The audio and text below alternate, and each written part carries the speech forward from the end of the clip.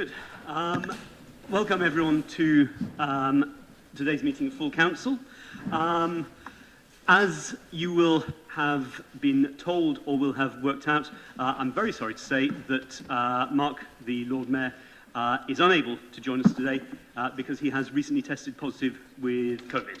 I had a word with Mark yesterday and a very quick word just now. He is, I think it's fair to say, in pretty good condition, apart from being distinctly hacked off. And I can't say as I blame him, but I'm sure colleagues will join me in sending best wishes.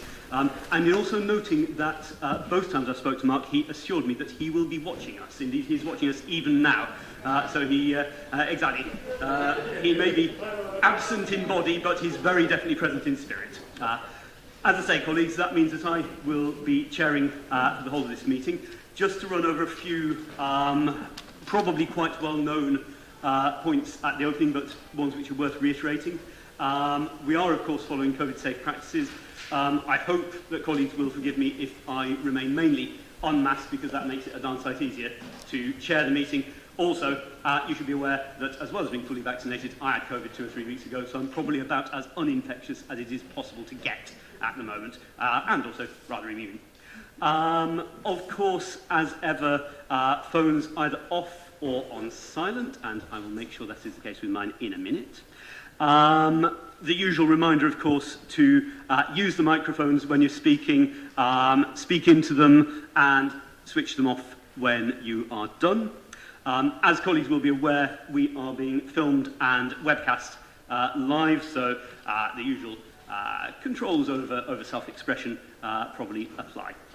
The rules, as I understand it, are that members are allowed to leave the meeting and return to the meeting for whatever reason, and they don't have to announce as much, but they should indicate to the clerk in the event that they are leaving the meeting completely or permanently. I'm assuming and hoping that colleagues will be happy with what I think is our usual practice of breaking in give or take an hour and a half, around about 6:30, and breaking until 7 o'clock or thereabouts. We'll be resuming at any rate at 7. We will aim to have a half-hour break. Everyone happy with that? Excellent. There is one other announcement that I'm aware of that I should make before we get on to the body of the agenda, and that is an unambiguously happy piece of news, which many of you will have already observed. That is that our colleague, Councillor Miles, Catherine Miles, had a baby girl, Frida by name, on the 22nd of January. So she's, I think that makes her about 9 days old. And Frida is joining us for, I hope, the whole of this meeting. So congratulations. Well done.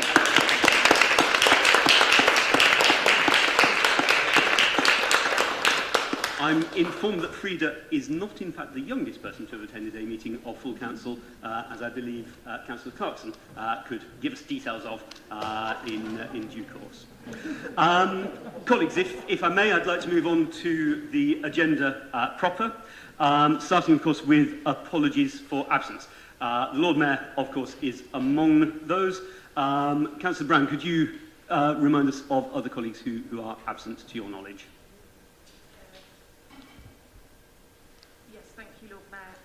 So from our perspective, sorry, let me take my mask off. Councillor Ed Turner, Councillor Duncan Hall, Councillor Nadine Bielly-Summers, Councillor Mark Ligo, as you've indicated, and Councillor Paula Dunn.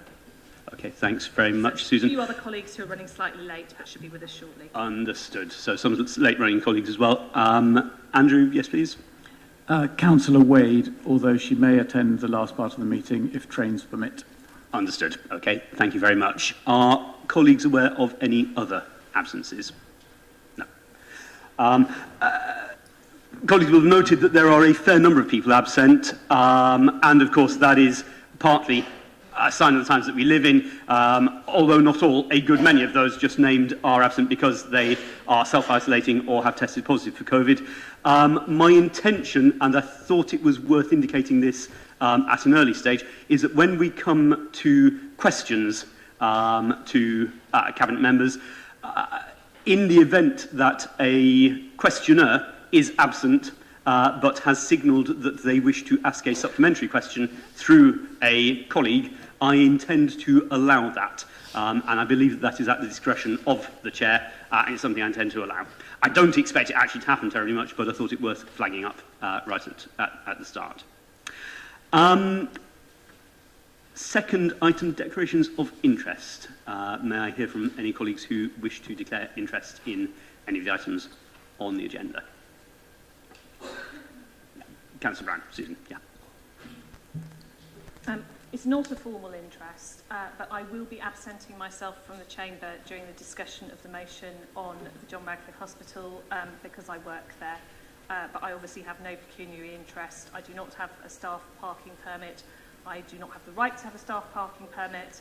But I think it's probably easiest if I'm not part of that debate. So I will absent myself from the chamber at that point. Okay, thank you very much, Susan. That's nice and clear. Do I see any other declarations of interest for any point in the agenda? I am seeing none. I should like to move on to item 3, minutes. We have 2 meetings whose minutes we are looking at, both on the 29th of November, so the special meeting and the ordinary meeting.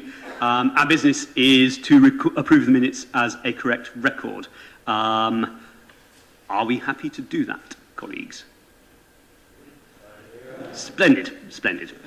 Item 4, appointments to committees, non-notified, and I am not aware that anyone is planning on notifying them in the immediate. I'm seeing no dissent from that, and so we move on to item 5. Item 5, announcements. Obviously, the Lord Mayor is not able to make any announcements. I had a quick chat with Mark, who couldn't think of anything immediate that he wished to announce, and so he agreed that he will give us full account of what he's been up to, which as ever has been prodigious amounts, at the next opportunity, the next available council meeting.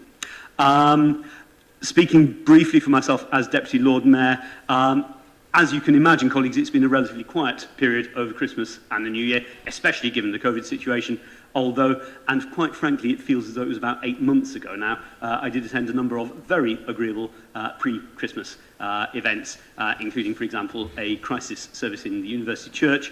But as I say, all that seems a very long time ago. However, extremely worthwhile and, as ever, hugely enjoyable. Sheriff, do you have anything to Just one short notice, Deputy Lord Mayor. A week and a half ago, I and other city councillors, in fact, attended a very well-attended demo about stop sewage pollution, end sewage pollution that took place on Port Meadow.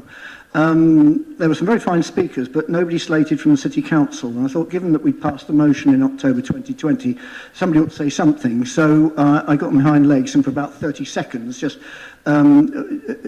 abrogated to myself the role of sheriff to just point out that I had counted at least 12 city councillors present, including yourself, of course, Deputy Lord Mayor, and just made that clear that the city council was well represented. And I thought the opportunity to do that in a non-party way was to do that wearing a sheriff's hat, as it were, but I hadn't been invited as such. Absolutely, fair enough. Thank you, Dick. That especially given the location of the event, makes very good sense. Colleagues, I'm seeing Councillor Clarkson, I think, indicating, and I'm happy to hear from her if colleagues are happy. Yeah, just to thank Dick for speaking there. It was really good to see so many councillors from every party there, and it was quite clear from what people were saying that this was unanimous and it was entirely cross-party, and so should it continue so that we put pressure on Thames Water. But thank you for speaking, Dick. Excellent. Thank you very much. Leader of the Council, any announcements? Chief Executive, Chief Finance Officer, Chief Monitoring? No. Anthony, City Rep. Thank you very much, Deputy Lord Mayor. Good evening, everybody. As we may be aware, yesterday was the anniversary of the execution of Charles I in 1649, but I thought I would go on with happier royal news. As we will be aware, next Sunday, Her Majesty the Queen is celebrating the 70th anniversary of her accession. And I wondered if I may read out a quote from her about leadership, because all of you exercise leadership so wonderfully well. I know of no single formula for success, but over the years I have observed that some attributes of leadership are universal and are often about finding ways of encouraging people to combine their efforts, their talents, their insights, their enthusiasm, and their inspiration to work together. Thank you very much. Thank you very much indeed. Anthony, as ever, was very well worth bearing in mind in our position. Thank you. I believe that is all on item 5. Item 6, public addresses on matters for decision. There are none. Item 7, the Strategic Grants Review, agenda page 35, and I believe Councillor Aziz is to speak to this. Yes, hello. Good evening, everyone. So this report lays out the findings and recommendations and the implementation plan following the grants strategic review. A lot of work has gone into the grants review, and we've been conducting listening exercises and reaching out to communities. Obviously, this has been difficult because of COVID, but I'm very proud to say that our consultations have been running well. We have aimed to work collaboratively with members of the community and also members in the chamber as well. And I'd like to thank everyone involved in the cross-party group focus on the grants review and for your constructive input in dealing with the many challenges that we face. These challenges are increasing, and they're going to be going on for some time. Obviously, COVID is just one of the challenges, but we know that council budgets, including our own, remain very tight, and community organisations are working very hard, harder than ever. Many are facing burnout. You've already been talking about the number of people absent, some because of COVID. These are very, very challenging times. So the report is before you, so I won't go into all the details, but I just wanted to point out a few of the highlights. The first is that we are ring-fencing funding for the commissioning of advice centres across our city. We know that advice centres are often the first port of call for the most vulnerable in our wards and across the city, and this has definitely been the case because of COVID. We've done the same for homelessness services. I think this is really important. There's been many a time in this chamber when we've come here to raise huge concern about what's going on in our city with regards to people who are homeless. So I think that's very good news. We've been doing the same for services that are there to assist those who are impacted from domestic abuse. And we know overwhelmingly those people happen to be women and children as well. We have to achieve £200,000 in saving from the council grant, which obviously is not easy. We do not want to cut funding for any of the great organisations who work across our city day in, day out, but this is the reality that we're facing. And we are doing this in a collaborative way, in a respectful way. I'm pleased to say that we've had a lot of very good feedback and communication with organisations across the city. And also want to refer us to Table 1, just to point out that following constructive conversations with other councillors and our advice centres, we are reviewing the £25,000 saving that we initially suggested, and we are working hard to identify an alternative way to achieve the savings that doesn't impact the advice centres. This is ongoing work and will continue up until the budget is finalised. I just also want to highlight the Community Impact Fund, which has a total budget of £558,000. This has now been established. Again, I'd like to thank members in the chamber across the different parties who've been working on this with us. We acknowledged... Can I just quickly wrap up?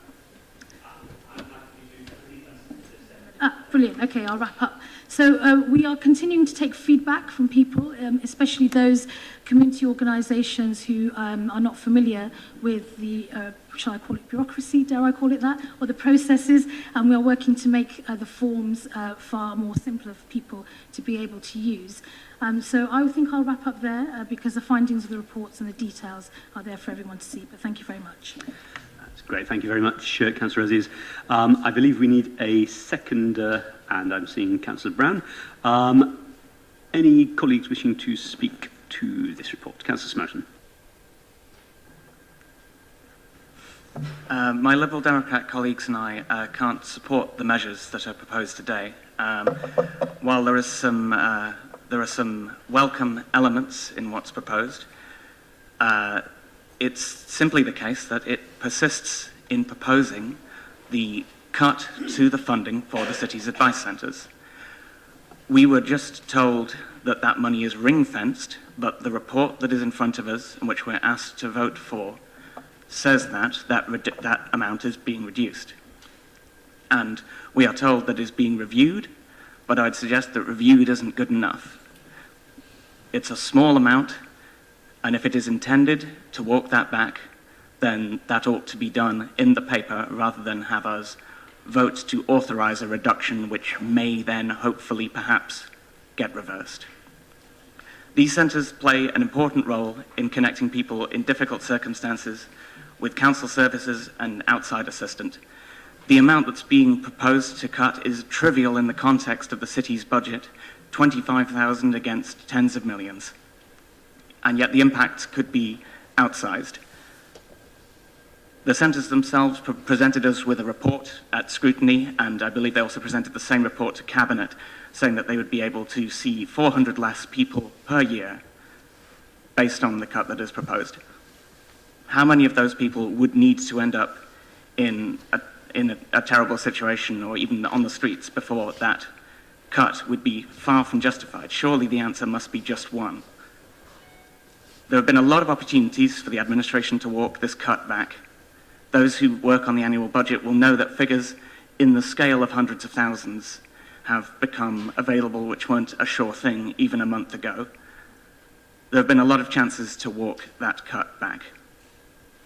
Restoring the pot to its original value won't break the bank, but it could just change lives. So I would urge councillors to withhold their support on this occasion and ask that this be reconsidered and the paper brought back to council appropriately amended. Okay, thank you, Councillor. I'm seeing Councillor Gant and Councillor Wolfe. Councillor Gant got in there. Thank you very much, Deputy Lord Mayor. I'd just like to make 2 points about the Community Impact Fund. Firstly, this is a cut. I mean, we live in very difficult times, but let's be clear about that. And in some of the papers around this, one of the justifications given was to encourage organisations to explore match funding, other sources of income. And I'm sure it wasn't meant like this, but I hope everybody in this chamber, well, I know for certain that everybody in this chamber is very well aware that that is exactly what the many wonderful charities in our city do all the time anyway. And it's kind of difficult to see how they could do more of it or get more out of a diminishing and much needed pot. My second point, which is really a question, is whether the Cabinet member is entirely happy with the timescales which are referred to in the figure table 2 on page 46 of our main agenda. Because I can tell you that a charity that I'm aware of, I won't name it because I haven't got explicit permission to do so, did express concern about this.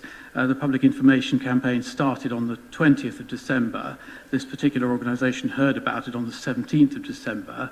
The deadline was the 5th of January. Well, you know, we all know what happened between those two dates. That was felt to be difficult.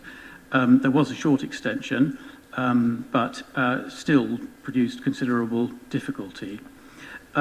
So is the Cabinet member content that the timescales for introducing this were as helpful to the organisations that we all want to help as they could have been?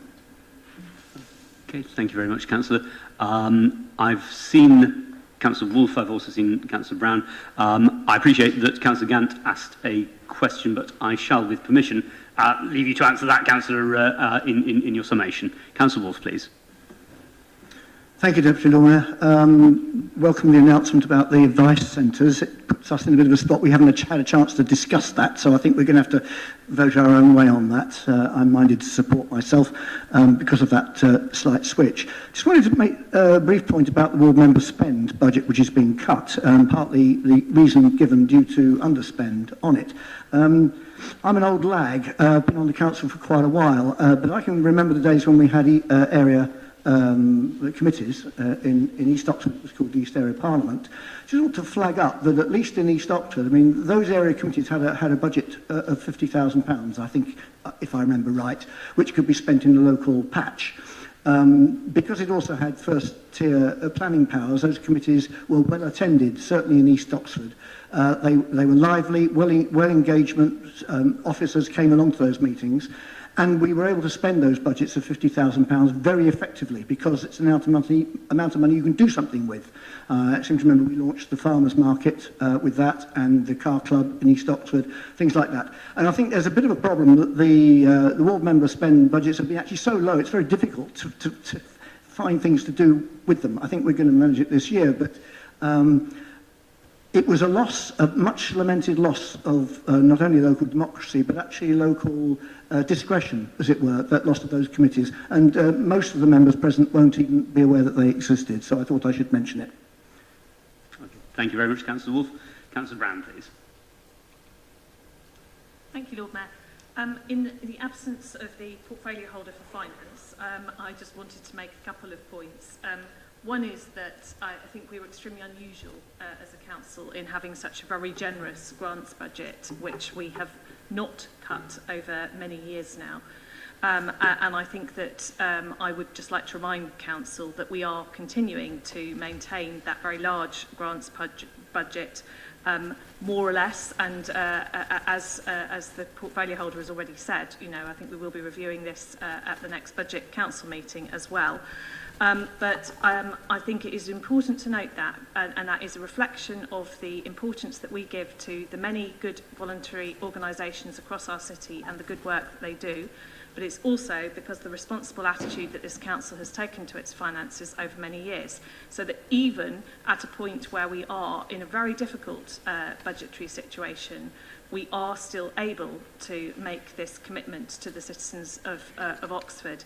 And I just wanted to make sure that everyone recognised the fact that this is pretty unusual in local government circles at the moment, and a reflection of the good work of council officers and the decision making that we as a council have made over some many years now.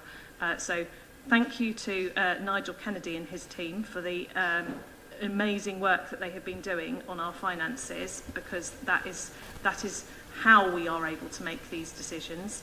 But it is also really important to reflect that this is about the values of our organisation and the fact that we do value those organisations across our city so greatly. Thank you very much, Councillor.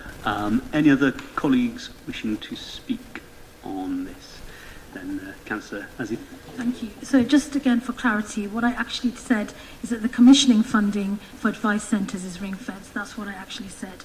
The other point is that, as Councillor Brown has said, the council's budget will be set at the budget council meeting, and up until that deadline we are busy having very constructive conversations with a whole group of organisations about this budget. They're working in unison with us, and that includes the volunteers who are responsible for running our advice centres. On the point about the deadline for the budget for the Community Impact Fund, that deadline was indeed extended, and it was extended because of the feedback that we received and the feedback that we were listening to. And then on the ward budget point, I'd just like to say that your points have absolutely been noted and observed. Thank you. Thank you very much, Councillor. I should like to move to a vote on this. All those in favour of item 7, please show.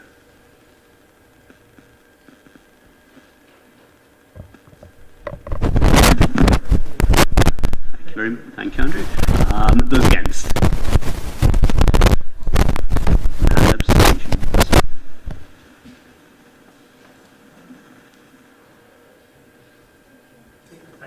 Okay.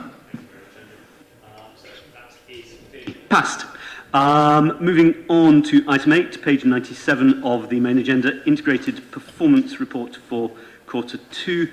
Councillor Brown, I think, is probably moving this.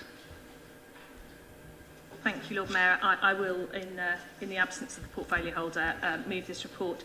I think the important thing to say to Council is that the main reason this is here is because of the expenditure which is being authorised, if Council approves, by this particular report, which I think is entirely to be welcomed, and I'm sure Council will welcome it. And that, in a sense, has already been approved by Council in principle, and it is within our budget, but because it is a large sum of money, it is being brought back to Council. So this is about additional money for housing for homeless families. So I think something that everybody in this council chamber would welcome.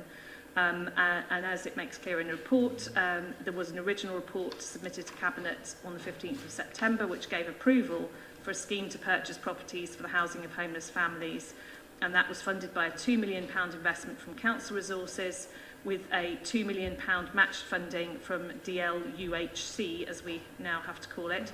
And that, following a successful bid application, we have now got that money, and therefore this report comes back to Council in order to allow us to spend that money. So I'm hoping that Council can agree the report. Thank you very much indeed, Councillor. We'll need a seconder, who I'm seeing Councillor Hollingsworth. I see Councillor Smith, Ross Smith, in the first place.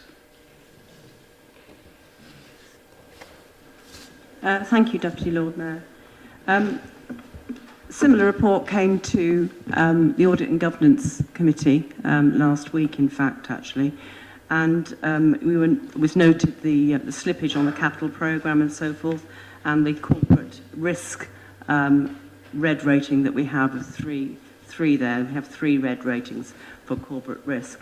There was a brief discussion about corporate risks and what should be included and what should be included. And I'd like to ask the Cabinet member, or in his absence, if I could, the Leader of the Council, please, would she agree that the corporate risk register should also include external things to what this Council can actually have influence or mitigation over, because it is important actually to get all the risks for the corporate risk strategy to be on the agenda for them. Thank you very much, Councillor. I'm happy for the Leader to respond now, unless other colleagues are wanting to jump in with... I was actually going to ask Nigel if he'd like to respond to that one, because without having been present for the discussion, I feel that it probably would be unwise for me to venture into that one without Nigel's advice. Sure. I'm happy, in that case, to call Nigel, if I may.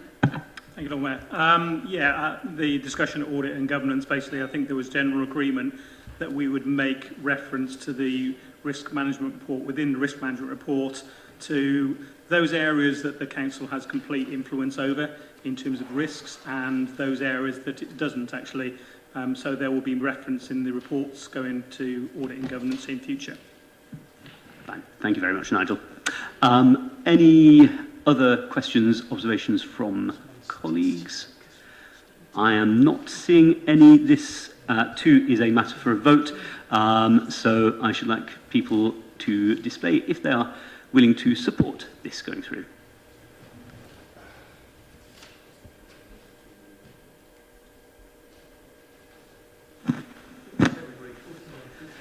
It is carried unanimously. Excellent. Thank you very much, Andrew.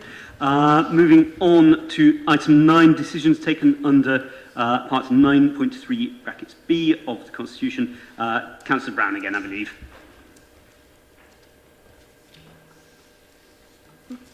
Yes. I always find these ones a bit odd in that it's me kind of presenting a report which is a decision made by the Chief Executive, but obviously those decisions are made in discussion, after discussion with Cabinet members. So this particular decision was about a restructure of the joint venture that we have between City Council and Nuffield College, and that's all there is to say, really.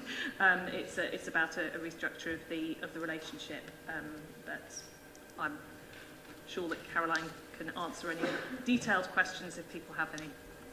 Splendid. Thank you very much. Again, I believe it technically needs to be seconded, and Councillor Hollingworth got in there just before. Any questions or comments on this matter, which I believe we are to note, rather than anything else? I'm not seeing anybody. I think we probably have to vote on whether we note it. Is that accurate? So, all those in favour of noting item 9?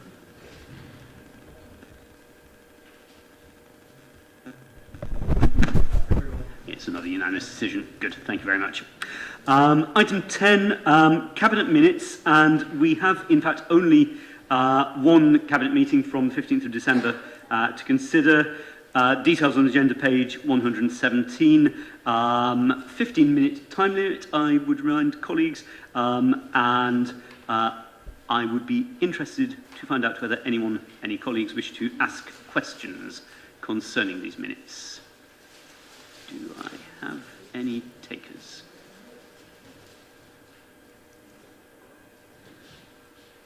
I'm currently seeing nobody. In which case, gone. Item 11. Questions on notice from members of council.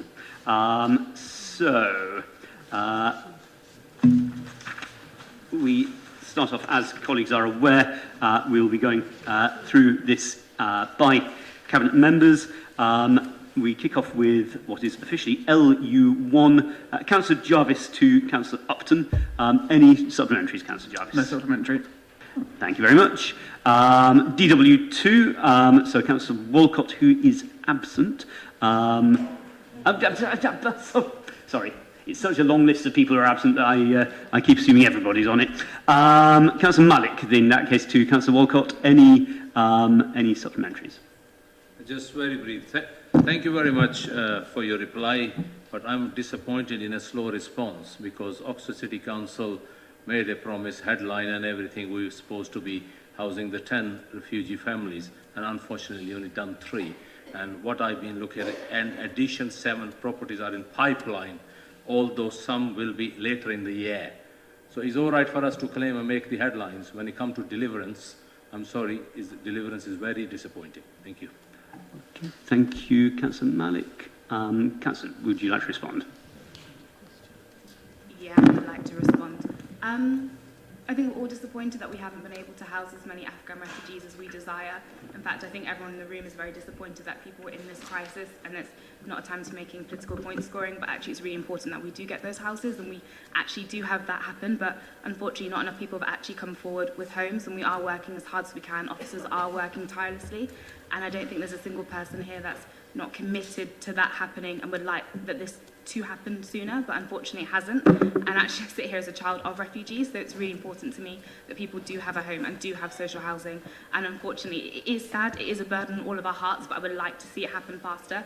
But again, as been said, we haven't had people come forward fast enough, we haven't had people come forward with adequate properties, and we haven't actually had that kind of uptake in the way that we truly desire. And we have worked with the universities, and we are still pushing and knocking on doors. So actually, if anyone has any more solutions and are able to do something, please do, because it's not like we're sat here wanting people to stay in accommodation that isn't fit for them. So that's my response.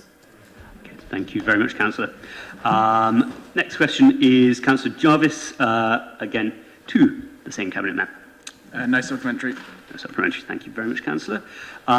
Moving on to MR. Questions to Councillor Rowley. MR1 from Councillor Miles to Councillor Rowley. Any supplementaries, Councillor? I see none. Next one, Councillor Pegg. Again, any supplementaries? There are none. Actually, the next one's yourself, Councillor Pegg, and, oh, yes, the next 2. Any supplementaries to any of them? That makes life nice and simple. Thank you. Next question, questions to Councillor Clarkson. MC1, Councillor Miles, once again to Councillor Clarkson. Just a supplementary, but just on this is a broad street cycle route.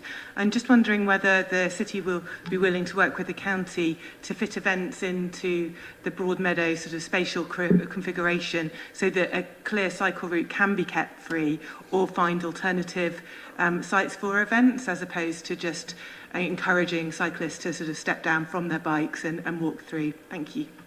Thank you very much, Councillor. Thanks, and congratulations on birth of Frida. Lovely to see her here today. Yes, it is definitely our aspiration that we would always do everything we can. But as I said in the answer to the question, we treat each case on its merits. So sometimes if it's a one-off event, for example, the half marathon, where it will be difficult to move it somewhere else, we would say, well, it's for a shorter period of time, and so we would allow it. But yes, that is very definitely our aspiration, but we wouldn't want to say at this stage that every event has to enable cycle access, although that would always be our desire. So it's a question of balancing the pros and cons of events. Thanks. Thank you very much, Councillor. MC2, Councillor Jarvis, Councillor Clarkson, concerning the grapes on George Street. No supplementary. No supplementary. Thank you very much, Councillor. MC3, Councillor Wolfe, to Councillor Clarkson. Thank you, Deputy Lord Mayor. Yes, I do. I'm not sure whether it's a supplementary. Exactly, because Mary hasn't actually answered the last paragraph question about gender inclusivity. So we've got an update on public toilets, which is great. But this recent one about gender inclusivity, of course, has only recently been put firmly on the agenda following the recent council motion, and it's not addressed in the Tourism Management Review Group, of which I was a member. We slipped up there, I guess. Nor, so far as I know, was it mentioned in the councillor's briefing in 2019. It clearly has implications for both the community toilet scheme and the provision of public conveniences. And so the sooner it's taken on board, the better, given that the whole issue is now under review, as the answer says. So will Councillor Clarkson commit to including this concern about addressing gender-inclusive toilets in the reviews taking place? Thank you, Councillor. Councillor Clarkson. Thanks, Dick. What I would point out is that under the 2010 Equalities Act, people are able to go to whichever toilets whichever gender they identify with. I think the main issue actually is for people who are non-binary, because they're forced to make a decision at the moment. But I know that certainly there've been issues, there've been movements within some of the colleges to make all their toilets non-binary. And I think that when we have a review, and if we're looking at more provision and working with the community toilet scheme, that's really important that we do that. Okay, thanks. I think Councillor Aziz may... Happy for that to happen if that is the case. About some work you're doing with trans community? No, that's okay. Thank you. Well, I think it's really important that these issues are being raised and being taken very seriously by our City Council, and I appreciate the work that's being done on it, and I absolutely agree that this should be included in the tourism strategy, and indeed across the board as well. And I know we have a public address about trans issues coming up, so I think it's important that this is being raised continuously, and just to thank everyone for their work. Okay, thank you very much, Councillor. MC4, Councillor Ros Smith. Any supplementary? Thank you. Thank you, Deputy Lord Mayor. Thank you, Councillor Clarkson, for the very full response. I asked the question because one of my local schools has been put to quite a lot of expense and inconvenience by last-minute cancellation of swimming lessons. Indeed, I think the last one was less than 24 hours notice, so they had the costs of cancelling coaches and so forth up to the Marston Ferry link, Marston Ferry pool there as such. Your answer mentions helping with the costs, and yes, that's right, £775 cost for becoming a fully qualified swim teacher, but it mentions free training for the current Frisian team, which is great, but I know they're still advertising quite widely and saying that this is what it will cost. Is the council prepared to put any money towards paying for perhaps an enthusiastic person who does want to take on this position and this job to help Fusion, so that we can have our children taking swimming lessons and also have our schools not put to inconvenience and cost because of cancellation of swimming lessons? Thank you. Thank you. Councillor Clarkson. Thanks very much, and I think we would be prepared to look sympathetically at that if enthusiastic people came forward. I have taken up with Fusion the fact that lessons have been cancelled at short notice, and I know that it's been very difficult with staff shortages and with COVID, but I have said that the absolute priority has been to give maximum amount of communication. You know, if people understand when lessons are cancelled because people are ill, what they are angry about is when they turn up at a swimming pool only to be told when they turn up that the lesson's cancelled, and it's been made quite clear to Fusion that they need to sharpen up on communication. Thank you. Thank you very much, Councillor. One councillor to the absent Councillor Turner, that's from Councillor Wade. Are colleagues aware of a supplementary? Apparently not, so that was straightforward. Questions to Councillor Hayes.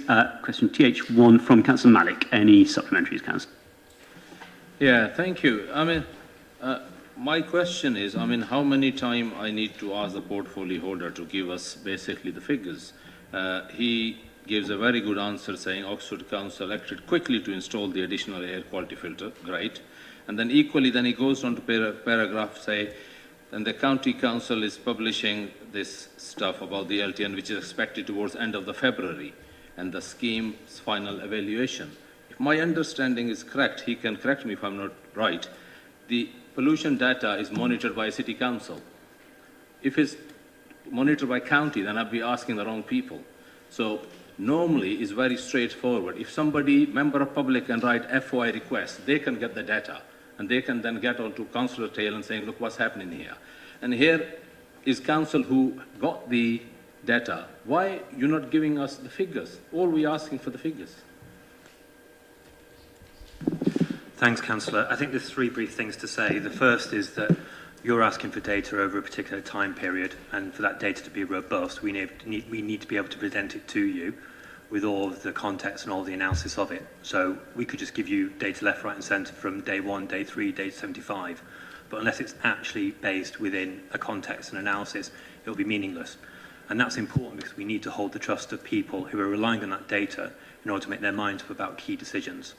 The second thing to say is that you've asked various questions various times about LTNs, and I completely acknowledge that, but I'm not entirely certain that you've asked for air quality data a lot of times. So I don't want to give the impression that you're asking for it lots of times and we're not providing it to you. And then the third thing to say is to refer you back to the answer I've given, which is at the end of February you'll receive one set of information, and then towards the summer you'll receive the second set. So we've explained why we can't give it to you now. We've said to you that it's not about you constantly asking and us not giving. And we've also identified when you'll receive the data with the necessary context and analysis. So hopefully that will give you reassurance that you'll get the information you need and it'll be in the right way. Thank you, Councillor. Question TH2, Councillor Wade to Councillor Hayes, Seacourt Extension, and I believe there is a supplementary on Councillor Wade's behalf. Yes, and thank you for permission to ask it on her behalf, Deputy Lord Mayor. It's quite simple. How is it possible that on the same day the Seacourt Park and Ride extension can be closed because there is no demand, and the Westgate car park is closed because it's full?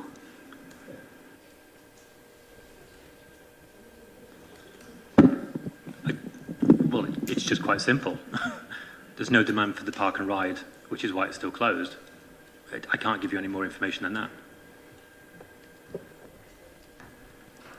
TH3, Councillor Miles to Councillor Hayes, domestic air pollution. No supplementary. Councillor Miles, yours are the next two questions as well. Air pollution from licensed premises and licensed taxi cycle rank revision. And no supplementaries on either. Thank you.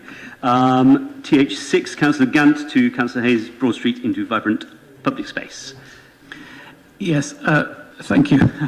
It was good of the councillor to tell this council why the county council has made a decision that it did. For the record, the reason is because it's committed to the priorities that it's set out in the principles of the Oxfordshire Fair Deal Alliance.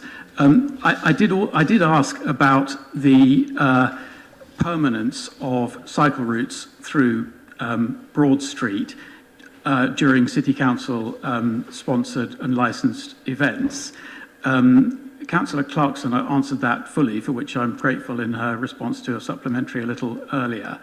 But it is an important matter, this, and it has other implications as well to do with issues around St Michael's Street. So really I just try and get a straight answer to my question, which is, can I assume that Councillor Hayes endorses the comments that Councillor Clarkson made, having not answered my question himself? Thanks. I do endorse what Councillor Clarkson said, but it's a bit peculiar that you're coming to this council to ask this question, because it's the county council which is responsible for the implementation of this scheme. We've introduced Broad Meadow, which shows what can happen on Broad Street. We saw over 100,000 people come to that space. It was so successful that we extended it, and the scheme overall won an Oxford Preservation Trust award. And the City Council, through the officers that we have and the expertise and the enthusiasm they've got for a pedestrian approach, a permanent pedestrian approach on Broad Street, are willing to step up and help. But I really would urge you to go and talk to your own county council cabinet member and to ask him to introduce this on a swifter timescale and to work with him in a collaborative fashion. And it may well be that the county administration have set an ambition to pedestrianise Broad Street, but it's also the case that we have advocated for that repeatedly, and I had to amend your own motion in order that we could provide for the pedestrianisation of Broad Street permanently on a swift timescale. Thank you, Councillor. TH7, Councillor Malik to Councillor Hayes. Any supplementary? And also on TH8, pollution levels on Holloway. Absolutely. Thank you, Deputy Lord Mayor. Let me just correct my fellow councillor where he says the previous one. Yes, I did ask for the pollution data before. If your memory is not, I can get the minutes of the previous meeting. And question on the correct question, please. Question is very clear on this one. I appreciate his answer, but the answer is not good enough, because when he says basically talk about Holloway and this 2 months cannot be revealed, the bottom line is these are the people I represent. I'm more worried about their health. Even one day pollution is bad enough if you believe people have a right in a clean air and live pollution-free city. And when you talk about this ZEZ, yes, of course I welcome, but ZEZ not a zero, is not a nil. You can just pay the certain council like a mafia tax, you can still drive the grass guzzler into the street. So this is not the right thing. So what you're telling is people will pay, they can still drive in there. So on the ZEZ, could you tell us the buses going through Queen Street will be all electric? Thanks, Councillor. We've got a bid in to government under the Zebra bus bid, which you can see in the final paragraph of my answer, and that's in order to bring forward the funding. We talk about some tens of millions of pounds that need to come into the city in order to electrify the bus fleet. We already have up to 5 electric buses in the city, which we managed to secure by working with government to bring that funding into the city. And I think 115 Euro 6 engine buses, which are increasingly running across the whole of the city centre, but a larger geography as part of the bus low emission zone. So the point that you're making is around, are we doing enough to clean up our bus fleet? We've already brought forward significant investment to do just that, and we're aiming to bring yet more money in to go even further. And if we were to bring that money in, we'd be the second all-electric bus city after Coventry, which would be a significant investment. And that will only come into the city if we continue to be ambitious. If we set those tough air quality targets as we have, if we work with our partners to try and become a zero carbon city by 2040 or sooner, and if we bring forward the ZEZ in February, and also then extend it swiftly after. So ambition really does matter. And the last thing that I want to say is that I agree entirely with you. We need to have the cleanest possible air because we know that breathing in dirty air has harmful health impacts. But we also need to make sure that when we're presenting the data around the impacts of measures on air pollution, we do it in the most evidence-led way, that we trust in the science, and that people can also trust in what we say, which is why we want to make sure that we're doing this in a robust way. Thank you, Councillor. Question TH9, Councillor Wolfe to Councillor Hayes. Any supplementary? I have no supplementary on that one, Deputy Lord Mayor, nor do I on the second one, for which I'd like to thank Councillor Hayes for a helpful reply, and I hope that trial works. I think, Councillor, that you have a third question, TH11, which is on pivot power-led Oxford Energy Super Hub. Perhaps I could have kept it simple. No, I don't have a supplementary on that either. Splendid, splendid. Thank you very much, Councillor. Moving on to questions to Councillor Arshad. Councillor Malik, question LA1, Temple County LTN. Any supplementaries? Yes. It is a lengthy answer. Obviously, Councillor Hayes will answer that. The reason I was put it to Councillor Arshad was because she's also on the cabinet. But however, I'm very happy to take a response from Councillor Hayes. My problem is, the reason I put this question, because you are the guys before the election stood on the manifesto, you supposed the LTNs. So when the LTN comes in, then you and your leader write to the county council to delay, okay? And then we can go. I mean, you got the numbers there. You are the one who running big coalition in the county council. Let's have the clear answer and direction to the people of Oxford. One day you say one thing, and the other day, if you had a manifesto pledge, let's. Councillor, I believe we need this to be a question, and one preferably directly addressed to Councillor Arshad who was the... No, it's Councillor Hayes. Okay, understood. Well, if colleagues are happy for that to be the case. So question, if you don't mind, Sarge. Yeah, the question is equally in the last paragraph when it says, I and the leader has written to the county. So why would you write to the county council to deferment when you are up for it? In this very council, when we have elected the motion, Councillor Hayes said, Labour council had broken their back to talk to the people. If the people want it, the county council want it, what's the problem with the city council? I believe I heard a question. Thank you for the question. I just want to start by saying that Councillor Arshad was eager to respond to your question. She has been advocating on behalf of her local residents, both as a councillor and as a cabinet member, and she goes around talking frequently to her residents in order to hear what they have to say. But it's typical that the question that is put goes to the person with the relevant portfolio. But I'm sure if you want to speak to Lubna, feel free to drop her an email. She loves that.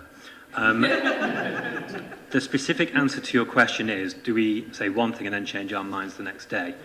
We campaigned at the election to say that LTNs are an effective tool of traffic management, and we support them in that sense. We've also passed motions in this council, which have been backed by, I think, you alongside Labour councillors, saying that we believe that LTNs are just one tool in the toolbox. There's plenty of other tools that we can use. We're not ideological about LTNs. We just want to achieve our goals, and LTNs are one way to get there. So when it is apparent to us that the bus service providers are concerned about the introduction of LTNs in East Oxford, including in my ward, and that they think that one possible impact could be a further delay of their buses, which are already going through the toughest times they know because of the pandemic, it is right that this City Council listens to the bus service providers and that we make our minds up on the basis of that. Now, the County Council have taken a different decision, and they'll be introducing the East Oxford LTNs, and we will do all that we can to make a success of them for the residents there, but also to ensure that bus services are viable and continue to flow without disruption or delay, so that we can have a properly connected and well-funded bus network. So I think what you're saying here is, why are you writing to the County Council expressing the concerns of bus service providers? We're doing that because your residents want good buses. I think you're saying to us, why are you saying that you're in favour of LTNs? We're saying it because we want your residents to benefit from cleaner air. And you're saying to us, why aren't you bringing the data forward? We're saying we will, but we'll bring it forward in the right way so that your residents can trust the data. Thank you, Councillor. Question LA2 is Councillor Malik once again, at least in principle, to Councillor Arshad. Any supplementaries? And just to Councillor Hayes' information, I do speak to Lebanon, so that's fine. That's not an issue. The issue here is people elect you to serve. The answer, I'm still baffled. I mean, due respect to you guys, you know, the labour values and the social justice is all about £100,000 is boiled down to.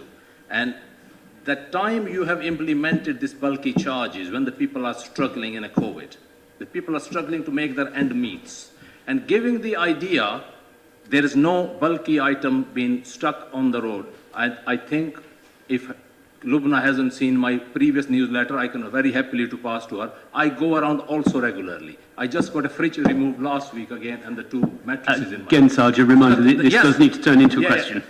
Well, it is come to the question. So the bottom line is, I do not agree with the £100,000 figure. With due respect to, council can go and spend on other projects. So this should be in the need of provided, I believe, you should take these charges off in the budget and you should go back to free collection. That is the question.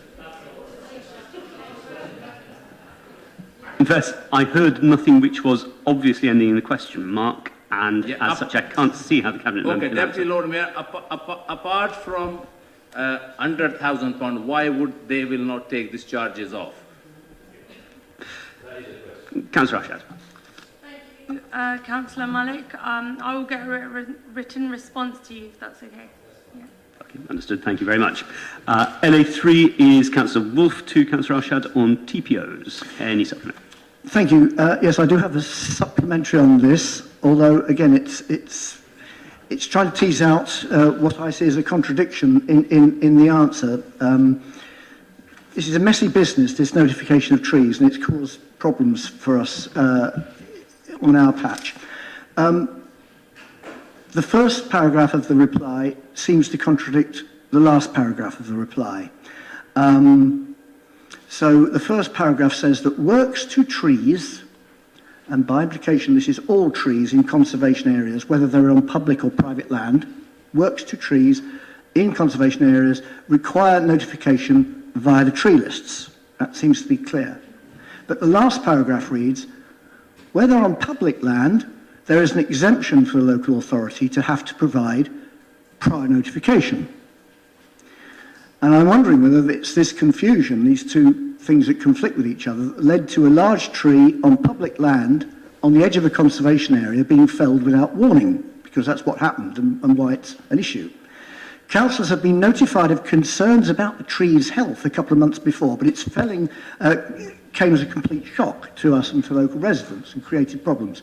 So could Councillor Arshad please tell me, or find out maybe, should councillors have been notified of the intention to fell that tree on the edge of a conservation area on public land?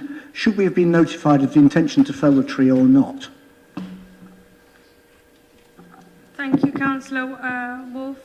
Can I update Councillor Wolfe that the planning team has confirmed that while works to trees in conservation areas require notification, there is an exemption where the trees are on public land being carried out by the responsible body.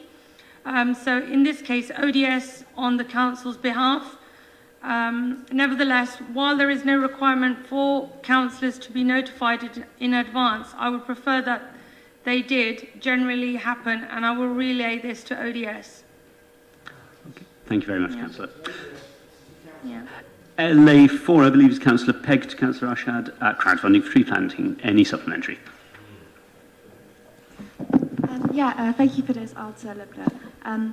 And I saw it was really great to see that you were saying that crowdfunding could be a potential source of funding for trees in local areas. And so I was wondering if you would be willing to meet with community groups who are very enthusiastic about the idea of raising money to fund trees in their areas. Thank you, Councillor Pegg. Yeah, I would love to do that. Thanks. Councillor, and may I commend Councillor Pegg for a very, very clear question.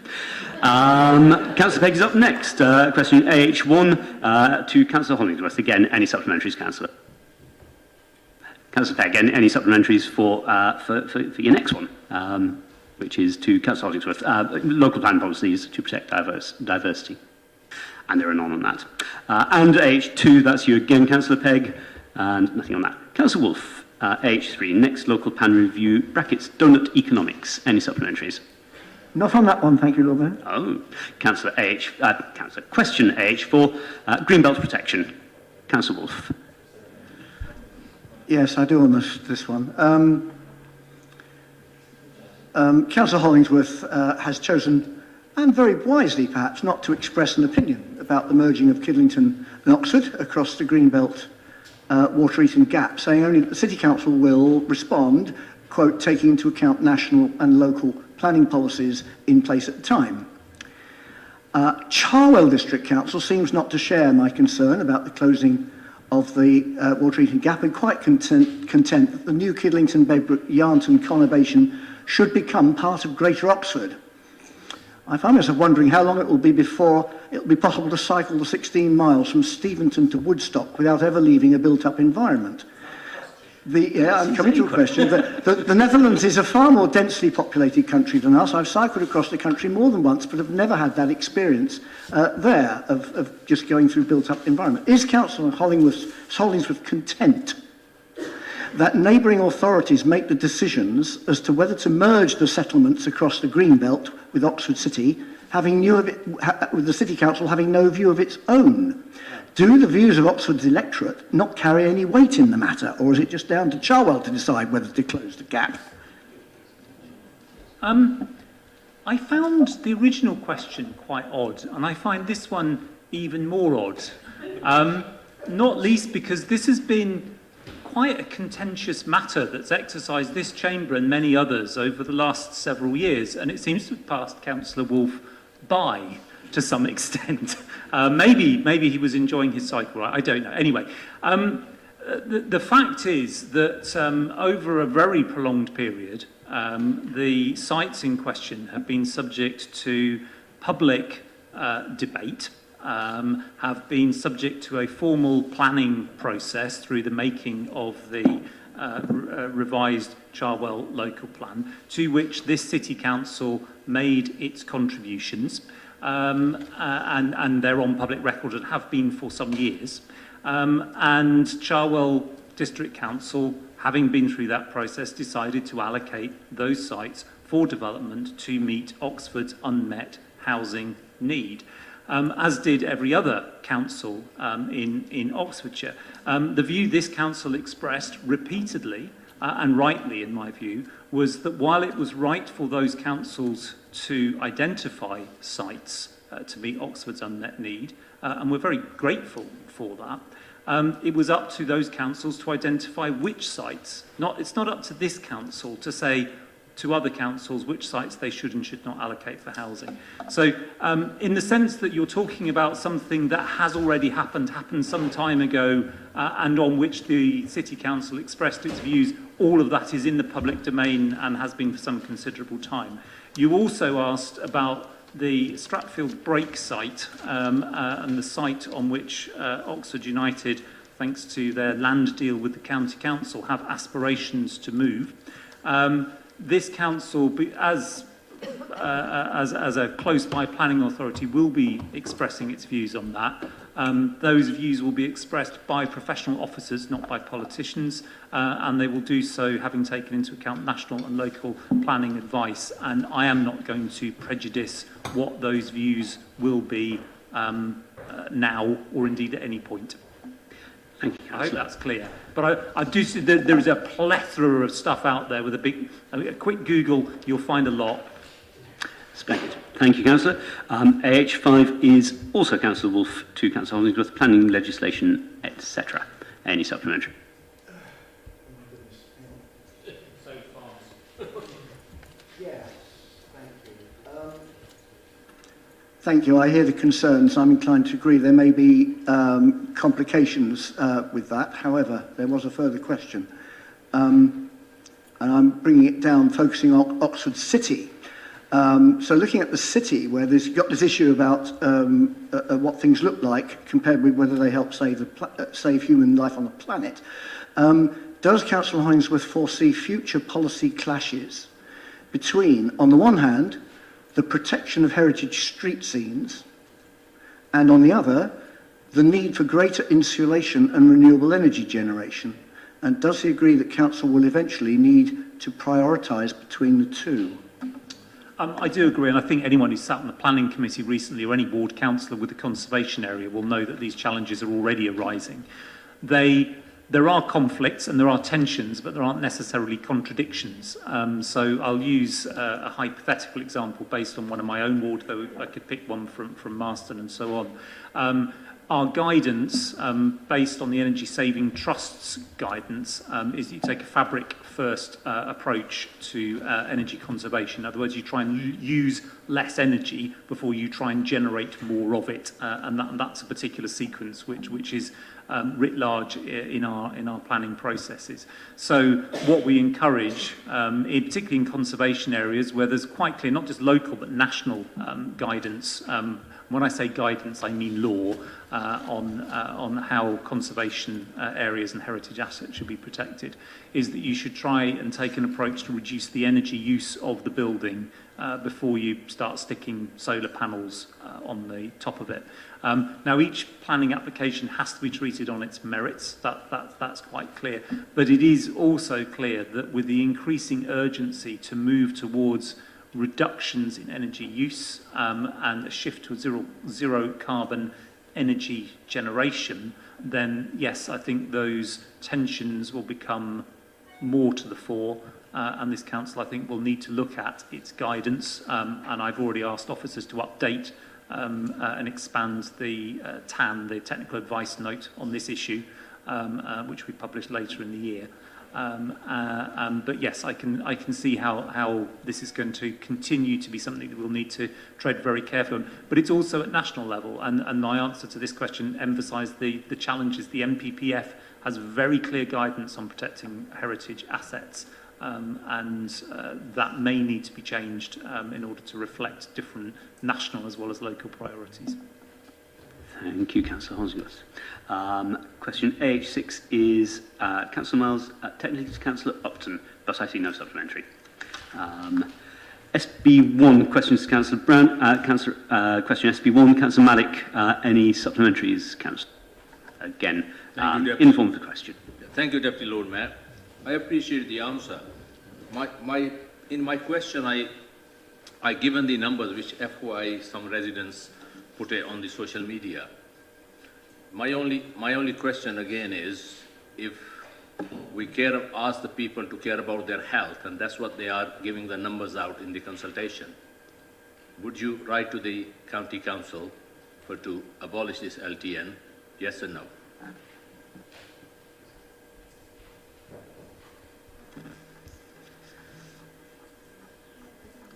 Sorry, as you know, Councillor Malik, Councillor Hayes and I have already written to the County Council on the subject of LTNs and the importance of making sure that they're part of a strategic transport response.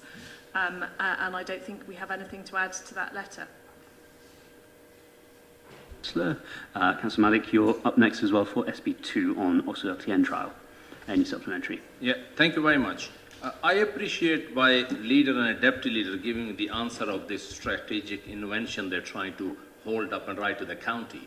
And just let me give them information as a local taxi driver. Those 3 areas where the East Oxford LTN is going to be implemented, they are very well serviced by the bus companies. So again, the question comes to it, apart from that intervention, why would you want to delay it when your own deputy is saying they broke their back to talking to the people? Ifley Road is well served, Carvey Road is well served, Moral Avenue is well served with the bus service. I don't know what else bus service company can do, brought a helicopter or something. I mean, these are the buses are running up and down every 3 to 5 minutes.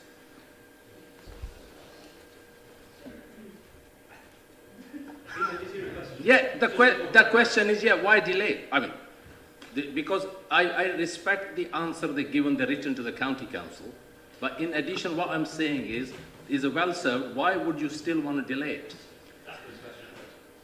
So it's very good to hear that Councillor Malik is very firmly in favour of all of the LTNs in East Oxford. That wasn't quite my impression up until now, but I think, as has been expressed previously by both myself and Councillor Hayes, our concern is about the impact on bus services. We know that the bus services have had considerable impact from COVID and that bus passenger numbers have been down. And that has led to some existing bus cuts. And we have always argued that low traffic neighbourhoods are one measure amongst many, a useful one in terms of managing traffic in our city.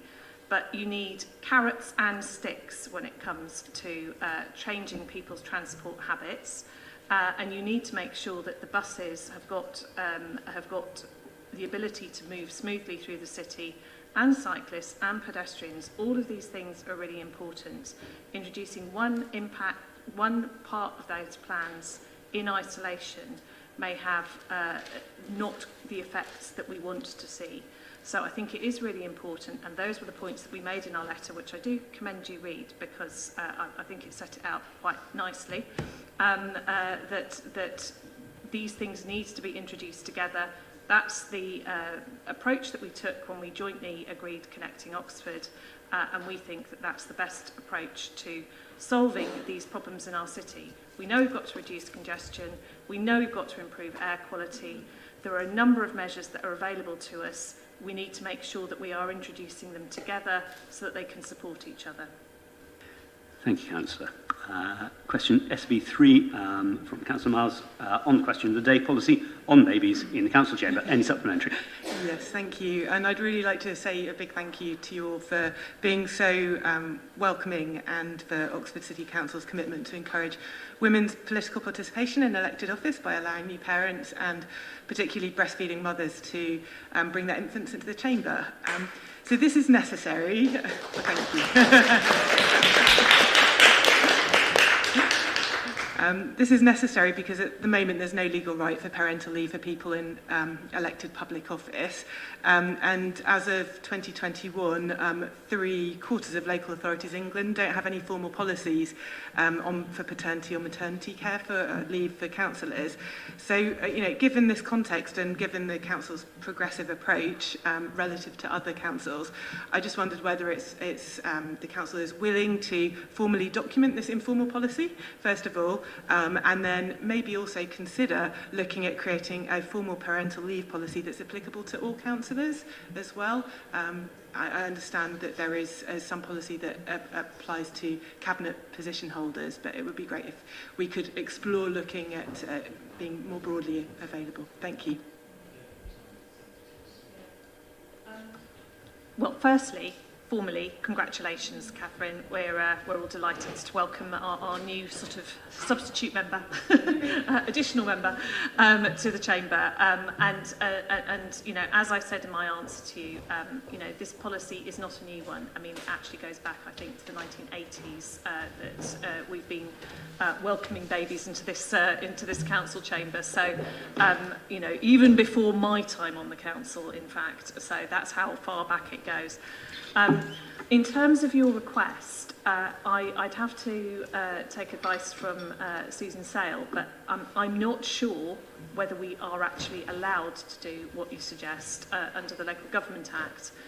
But I think that I'd be more than happy to ask the next review of the Constitution to see if there are any additional measures that we can take in order to support parents who might wish to take parental leave while they're on the council, including formalising the sort of practice that we've had over literally decades in terms of supporting parents to attend meetings and bring their children with them if they need to. Thank you, Councillor. Susan, anything to add, or shall we leave this until any possible review? Thank you very much. SB4 is Councillor Gant to Councillor Brown on the OGNA. Any supplement? Yes, thank you. Sorry, the Oxfordshire Growth Needs Assessment doesn't seem quite so exciting after that last exchange. Although I'd like to congratulate Councillor Miles on contributing to Oxfordshire's growth needs. Later this year, this council, along with the other planning authorities, will get a vote on the text of the Oxfordshire Plan 2050 to go out to Regulation 19 consultation. That sounds rather nerdy, but it is an absolutely crucial decision for our county and will include a vote on the level of growth assumed in that text. It's vital that the evidence base underpinning it is scrutinised and challenged openly. We've already heard mention of the defence from Councillor Hollingsworth that these things go to planning inspectors, but planning inspectors are asked to judge on particular legal grounds whether something meets a test of soundness, not whether it is a good idea. In the interest of openness and accountability, what possible objection could there be to an independent review of the OGNA, which is an extremely long and complicated document, which, frankly, the residents of Oxfordshire need to engage with? I don't actually think I've got anything to add to the answer that's there in writing in front of you, which I think sets out exactly the answer to your question. Then we move on to SB5, which is Councillor Gant, again to Councillor Brown, Oxfordshire Plan 2050. Yes, thank you. And this is about the role of the Scrutiny Committee in the progress of that decision towards the text, which will go out for consultation under Regulation 19 following a vote at this council. The future Oxfordshire Partnership Scrutiny Panel, which I have the honour of chairing, has been told that, quote, any decision will be taken following Scrutiny Committee consideration at the councils in the normal way. The normal way, in the spirit of the legislation, gives Scrutiny Committees unfettered ability to scrutinise and make recommendations on the text and all the supporting evidence, and not just note work that's been done elsewhere. Can the leader confirm that this is what the City Cabinet expects, and that the comments about decisions needing to be made in a coordinated manner won't be an excuse for not engaging with the scrutiny function? Thank you, Councillor Gant. I mean, I think This is an absolutely fair question, because I think this is going to be a really difficult process to manage, you know, total honesty about that, because we have got to try and come up with one document that is agreed by a number of different councils who may have different views on this. So it is not going to be an easy process to achieve that. But yes, I would expect there to be an opportunity for scrutiny committees in each council to properly scrutinise the document, come up with recommendations. Then it will be for those cabinets in each council to consider those recommendations. And at some point and somehow, we have also got to then reconcile any conflicting recommendations. So, you know, this is not going to be a simple process. We all recognise that. But we do want to make it as an accountable and democratic a process as possible. And that definitely involves scrutiny, and it definitely involves decision-making resting with each individual council. Thank you very much, Councillor. Question 39th and final, I believe, is Councillor Malik to Councillor Brown, multi-faith room at the Town Hall. Any supplementary? Thank you very much. I agree the Town Hall is not big as airport. That was only just to give the model thinking what was asking. I appreciate your answer, obviously, due to the lack of space or anything at the Town Hall. Would the leader consider forming a cross-party group to look around at the Town Hall, see if there is any space can be available? I'm not really sure what that would achieve, if I'm honest, Councillor Malik. I mean, I think we have looked at this in the past, and there just isn't. So, you know, I don't think that forming a group is going to change the available space within the Town Hall. I think what the answer does make very clear is that we are always... I think cut off in my prime. Sorry, my microphone just failed. Oh, it's back on there. Okay. I think what we are very keen to do is to be able to support anybody who requires one to make a room available for them on a given day. I think the difficulty is making a permanent room available, or a room available permanently for that purpose. I absolutely understand the request for such a room, and we would always look sympathetically on people's desire to have a room available to them if they need it. It just might not be the same room on any given day. But that is a clear commitment from the Town Hall staff to make sure that people have a room available to them.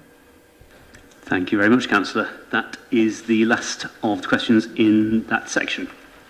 Colleagues will be aware that item 12, public addresses and questions, can only be taken at 7 o'clock or thereafter. I would therefore propose to colleagues that we move on in the minutes remaining until 6:30 to items following that. Item 13 is very straightforward because there are no reports on outside organisation, committee chaired reports, etc. Item 14, Scrutiny Committee report, and I believe Councillor Chapman, in the absence of Councillor Wade, is addressing this.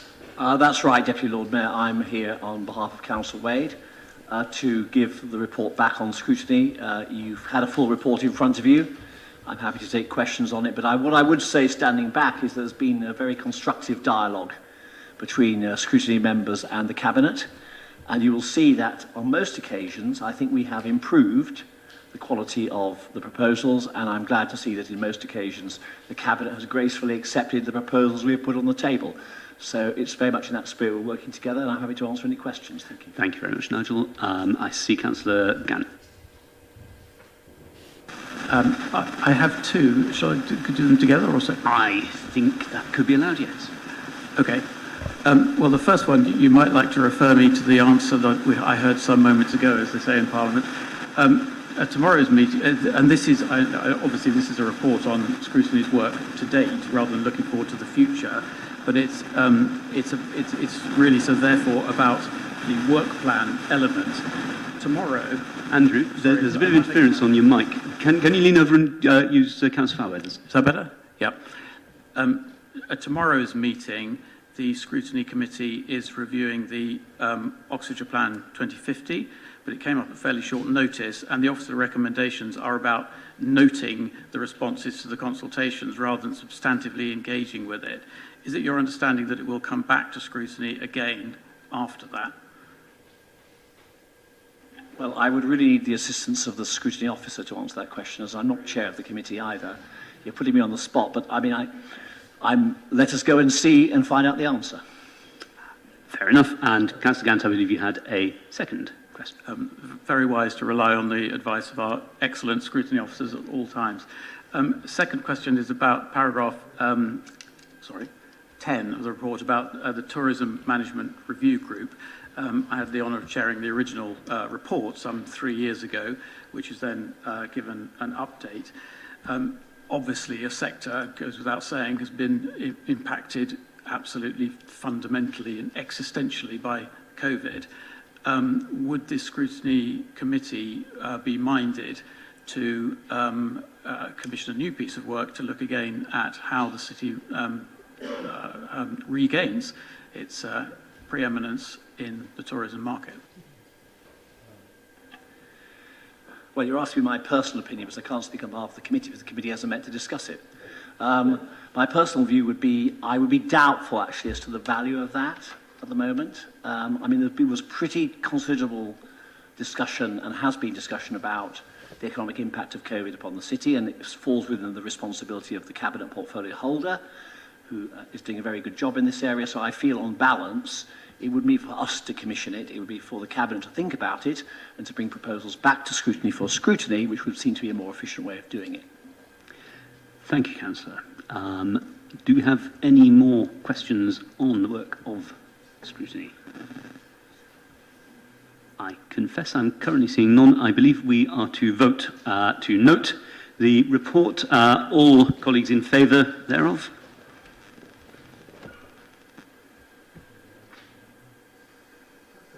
Once again, unanimous. Thank you very much, Andrew. Colleagues, we now have remaining only items 12, public addresses, and 15, the series of motions on notice. We have somewhat less than 10 minutes until 6:30. It's my contention that we are relatively unlikely to get through a full motion in the time available until 6:30. My feeling is that we probably need to break, therefore, a few minutes early and reconvene at 7 sharp. In other words, get back in here by 5 to 7, and we will kick off as soon as we can into that. Thank you very much, colleagues.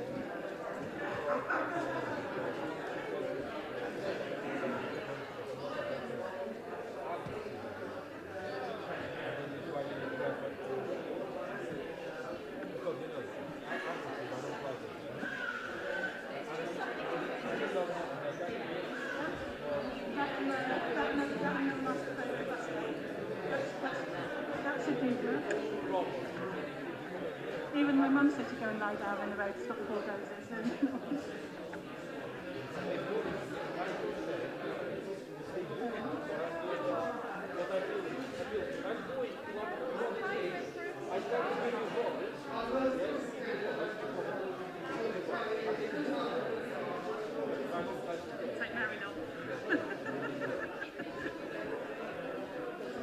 At the end of our road.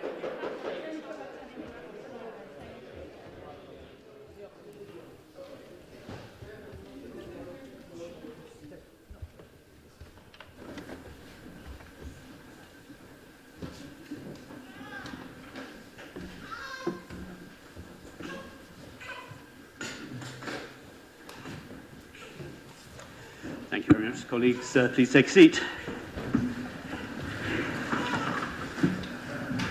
Good. So, as colleagues will recall, we are moving, as it were, back in the meeting to item 12, public addresses and questions, of which, as will have been noted, we have three. The first one that I have listed is an address from Mr. Colin Aldridge. So, David, if Mr. Aldridge is available.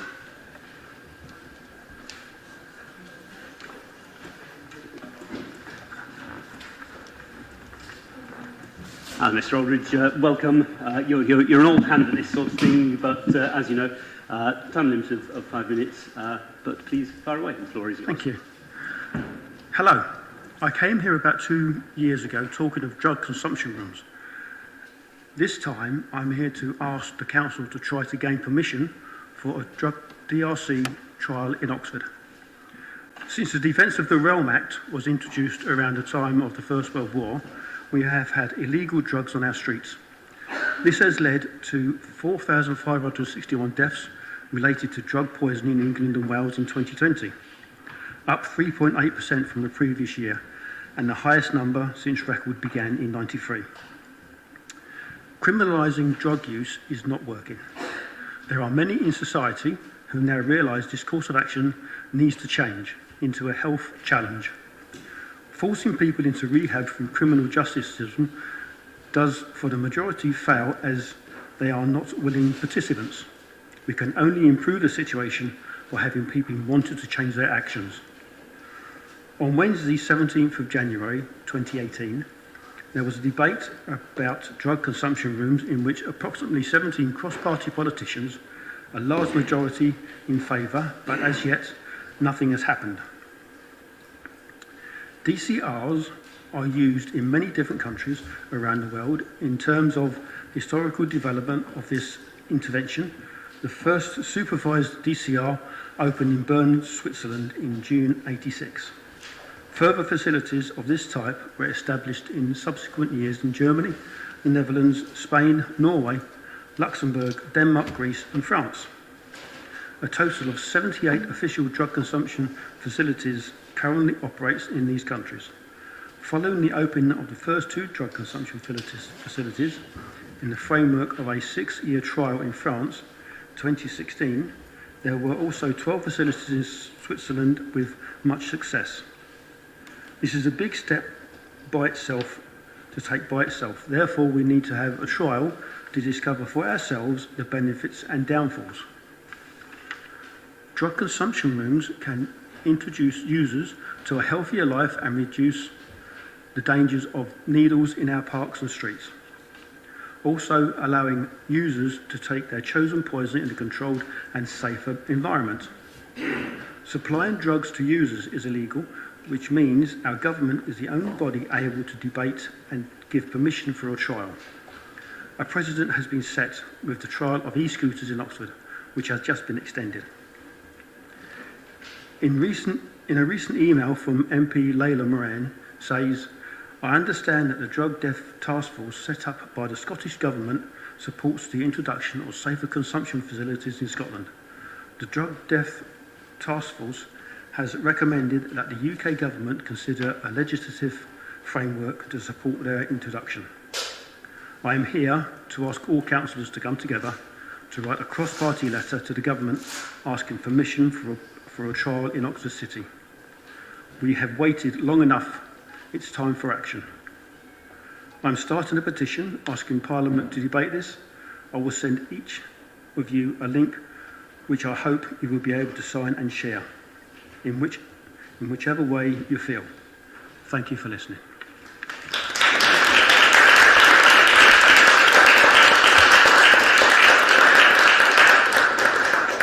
Mr. Aldridge, thank you very much indeed for that. You'll be aware, as will colleagues, that in principle we have a motion relating to this later on in the agenda, whether or not time actually permits us to get to it.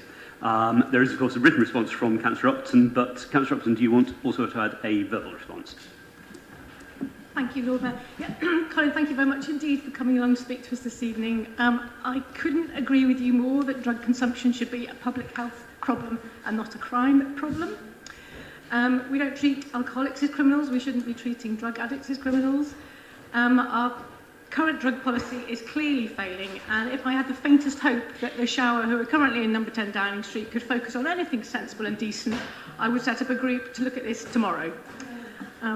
But I do hope that we will get to this point in the motions in the agenda, because I would really welcome getting a firm steer from the rest of the council about whether they would be happy to take forward, whether we can convene a group of, whether that's going to be counsellors, drug rehabilitation services, potentially the police, other interested parties, to look at applying for doing just such a trial. But thank you again for coming.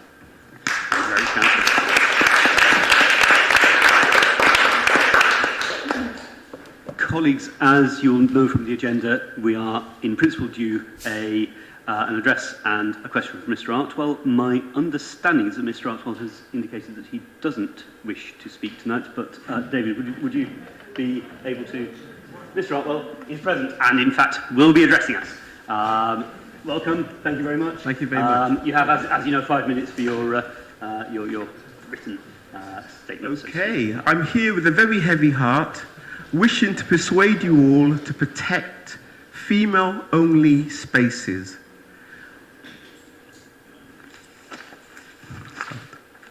Oxford City Council motion entitled Becoming a Trans-Inclusive Council, which was supported overwhelmingly by the elected councillors, must be rescinded, withdrawn and abandoned by you councillors.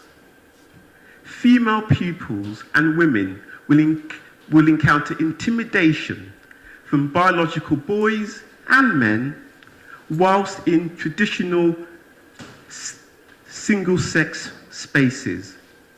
In the United States, in Loudoun County, a judge found the boy guilty of sexually assaulting a 15-year-old girl.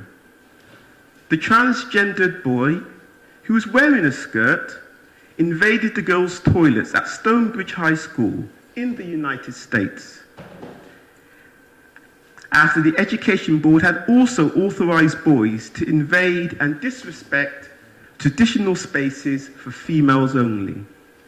This frightful sexual assault could, in my opinion, easily occur in Oxford following the elected councillor's decision in November last year to become a trans-inclusive council.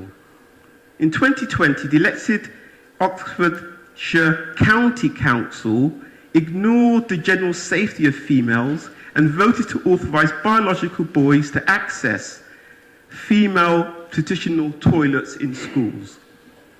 Oxford's county councillors' vote to allow boys to access female toilets was successfully challenged by an unnamed 13-year-old pupil who stated that puberty was difficult enough without having boys invading their toilets.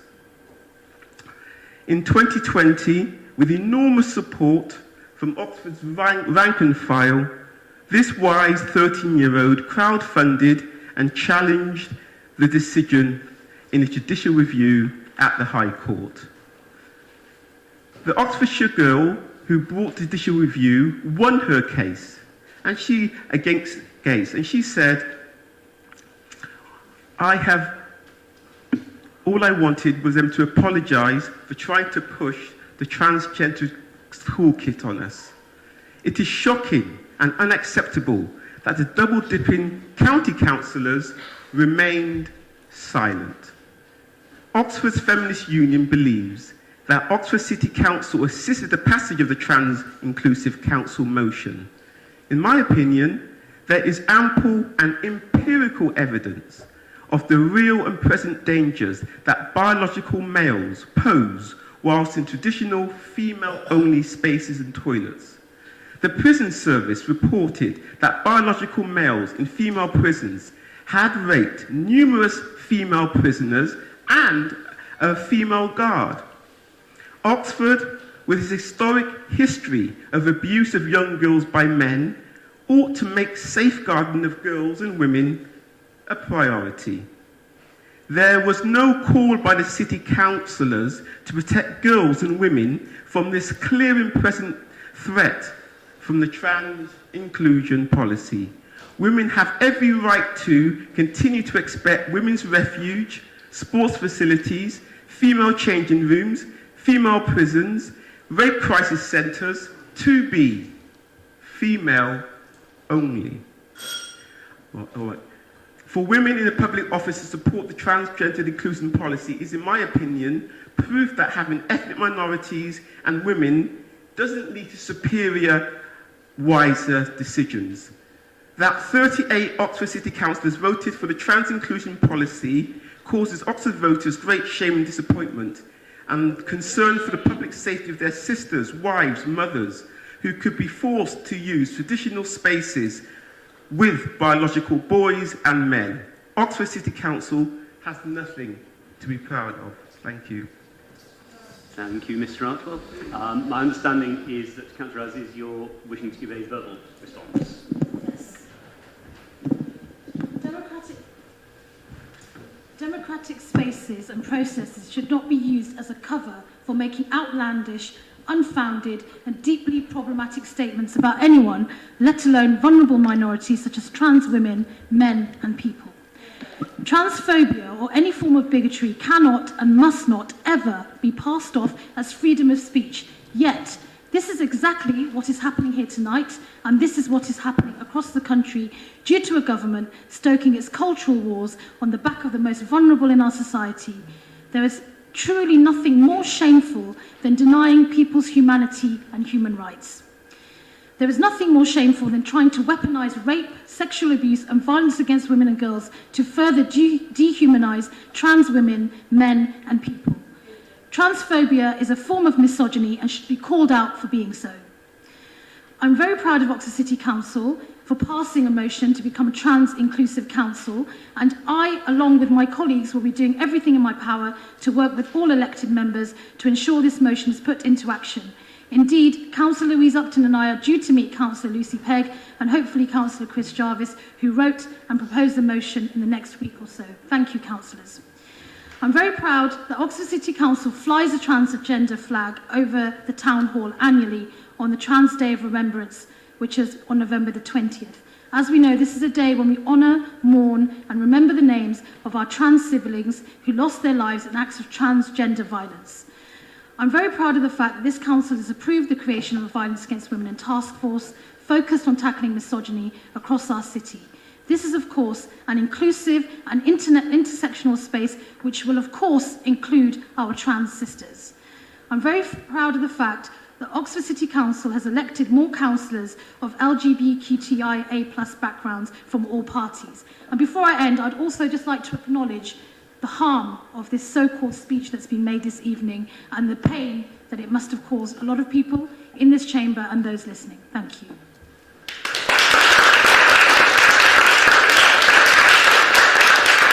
Thank you, colleagues. Thank you, Councillor. Mr. Artwell, I believe you also have a question. I think you have a 3-minute limit on. Elected councillors, Oxfam has released a report that has been reported by the BBC that states lockdown of small independent businesses has assisted the world's 10 richest men to have more than double their collected fortune since March 2020. For this reason, councillors, the concentration of wealth of planet Earth into the hands and control of a dozen men poses the greatest threat to the continuation of human, plant and animal life on planet Earth. It comes as a shock that Oxford City councillors do not even try to redress the threat to life on Earth from having over 80% of the wealth of planet Earth in so few hands. Africa contributes the least to climate change, but the Congo's environment and children are exploited horribly to mine the coltan, without which the electric batteries for this city are impossible. Do the councillors understand it is easy for the wealthy to be green, whilst it's almost impossible for the poorly paid? Do councillors agree this level of concentrated wealth is the greatest threat to life on planet Earth? Thank you very much. The question is, I think, addressed to Councillor Hayes. You have a written response, of course, Councillor Hayes, but do you wish to make an additional verbal response? If I may, I'd like to read out what I've written. Yes, by all means. Thank you, Lord Mayor. The greatest threats to the continuation of human, plant and animal life on Earth are climate change, habitat destruction, disease and war. If anyone was in any doubt about their severity, then I would expect the global experience of the past couple of years will have changed that. With a global pandemic that has killed millions, record wildfires in the US, Greece and Siberia, a 12-year record in Amazon deforestation, and vicious conflict in Yemen, Afghanistan, Ethiopia and Armenia. Addressing inequality as well as tackling climate change, boosting biodiversity, sustaining and protecting people through the pandemic, and helping to keep our citizens safe are at the very heart of this council's work. I'm proud that Oxford is home to Oxfam, whose data you report. While working at Oxfam, I led UK campaigning to tackle global inequality, including publishing the annual data reports which you mentioned. We agree on the need to end the rampant inequality we see in the world. We in Oxford may be able to do little to deliver a redistribution of wealth from the world's mega rich, but of course all of us are able to make a difference when it comes to climate change and biodiversity, just as every individual was able to make a difference when it came to controlling the spread of COVID. This is about behaviour change. Reuse is cheaper than replacement, vegetables are cheaper than meat, taking the bus is cheaper than running a car, insulating a loft is cheaper than paying your gas bill. Indeed, for many of our tenants, it is free. But as everyone knows, as those New Year's resolutions begin to fade, behaviour change isn't easy. Oxford's 2019 Citizens' Assembly on Climate Change, which involved a representative group of residents of Oxford of all ages, means and different communities, was in clear agreement that the council should work, engage and empower all Oxford residents to make those changes that help achieve carbon reduction, while not disadvantaging low-income households in the city. And that's what we are doing with a list of some 60 actions set out in our Zero Carbon Action Plan. One of these relates to helping people insulate and retrofit their homes. We are currently spending £1.6 million to upgrade 365 council homes in the city and have secured a further £1.9 million to support low-income homeowners to install insulation in their own homes. These actions will both cut household bills and reduce carbon impacts. This council will continue to use our own processes, our own partnerships and our work with Oxford's communities to ensure as we cut carbon emissions in Oxford, we take opportunities to enhance residents' standard of living, especially those who are most vulnerable and have low incomes through our climate action. And if I may, Lord Mayor, I thought Councillor Aziz gave an exceptional response there, but she made a point which was around the words that I use can cause hurt, and they can cause hurt to people who are LGBT in this chamber. And I'm proud to be a gay deputy leader. I'm proud to stand alongside our trans brothers and sisters, and I think you should think about the words that you use, and I think you should change the words that you use. Behaviour change isn't just about addressing climate contributions, it's about building a happier, more harmonious society. We just don't need prejudice. So I guess what I say is just knock it on the head. Thank you, Councillor. You go and protect women and girls then. Sorry, Mr. Archibald, you no longer have the floor. Thank you very much. Thank you, colleagues. We have one item left, and as per usual, it is the final item covering motions. My expectation is that we will have the usual as time for this. We've already had expressed by Councillor Upton the desire that we get as far in the motions as we possibly can, and I would urge colleagues to make that desire as feasible as possible. I would remind colleagues that we have 3 minutes time limit on all speeches in the motions, and I would urge people to be succinct. The first motion, motion A, is the independent group motion, John Radcliffe Hospital Parking. We are kicking off at, I suspect, something like 7:20. We have until 8:20. I believe Councillor Haynes is opening the motion.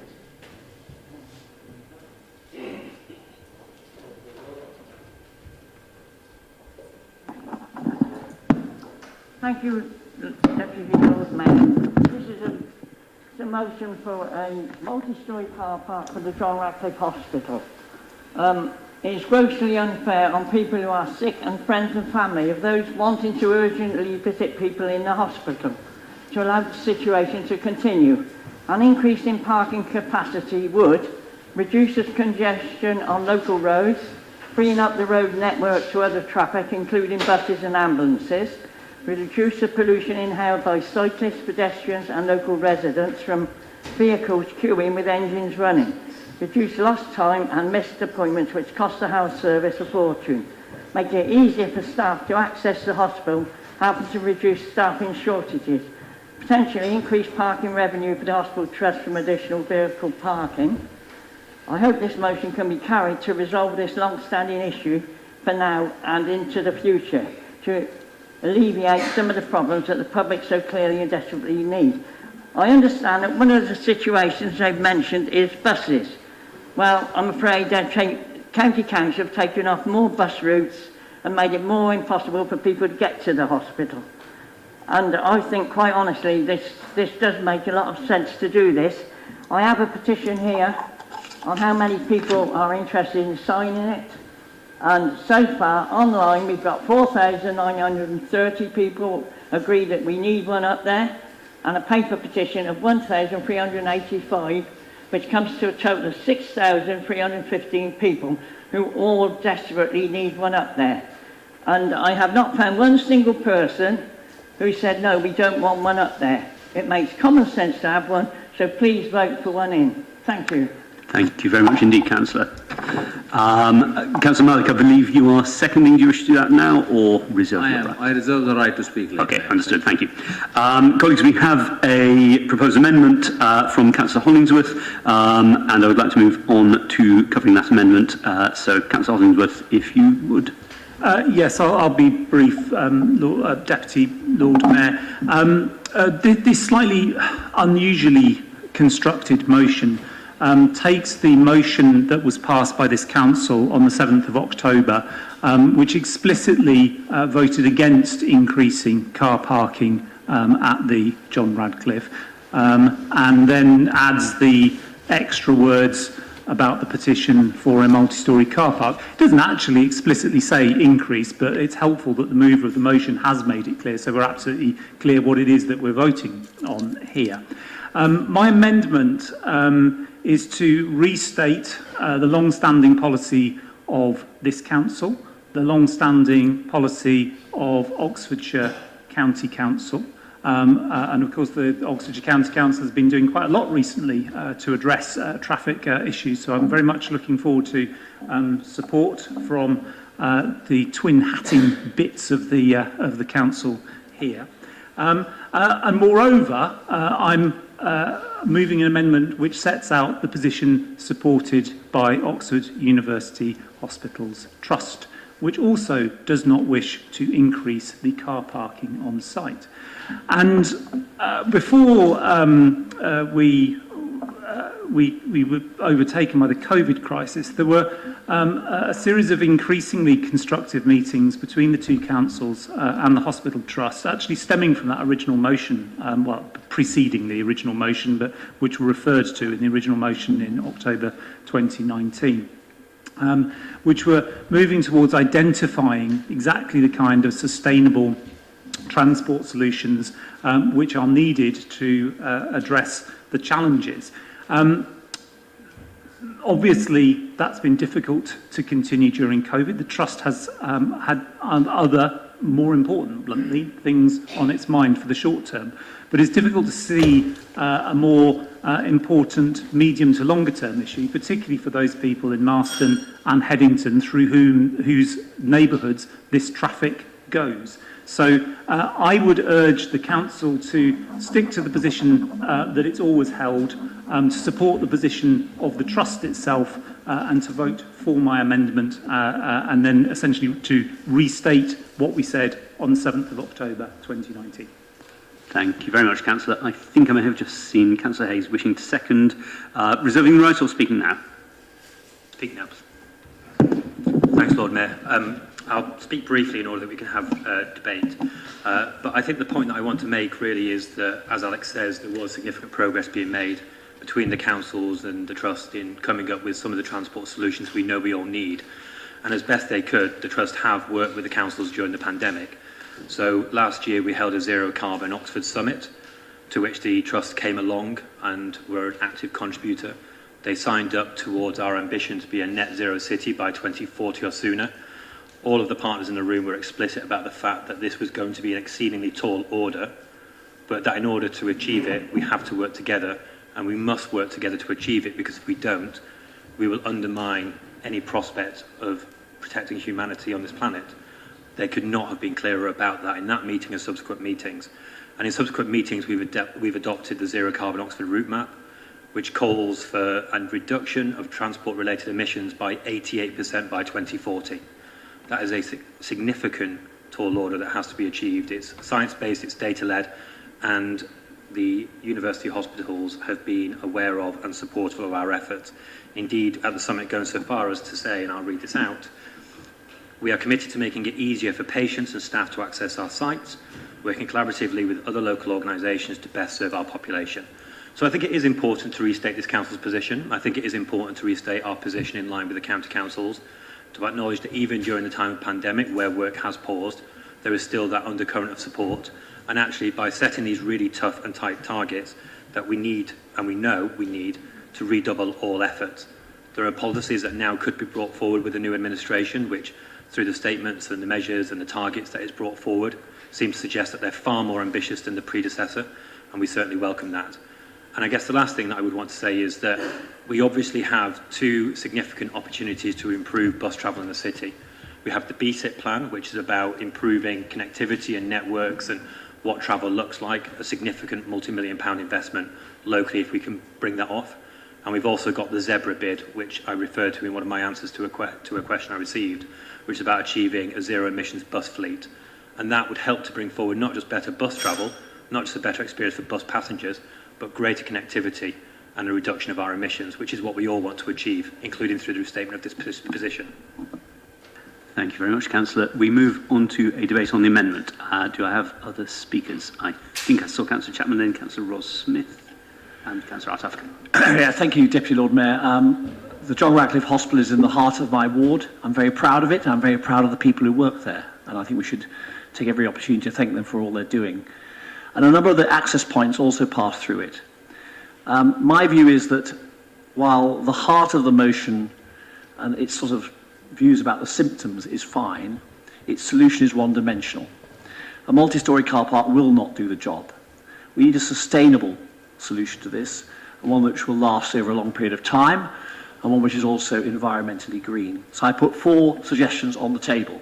1, we need to have better communication about the public bus options that are presently available for patients. When I visited there recently as an outpatient, I had a lot of information about parking, but no information about how I could get there by bus. Secondly, the Trust needs to tackle the issue about phasing of outpatient clinics.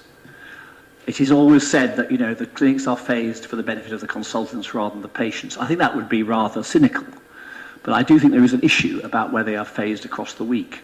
And Monday, Tuesday, Wednesday, Thursday, Friday, rather than just across 3 days, would reduce the level of traffic. Third observation would be, one of the things that puts people off, I think, going by public transport to the John Radcliffe is moving between different parts of the site when they have parked their cars. So can we have some shuttle buses that move people simply and availably between the different parts of the site? That would give people more encouragement to come by bus in the first place.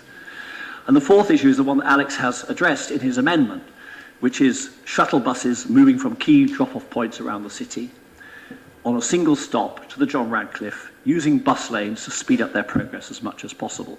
Now, those are 4 thoughts I had this afternoon. I'm not a specialist in this area, but I'm sure if we could put the best brains together from the hospital trust, from the city council, and from the county, we could make some progress on this issue.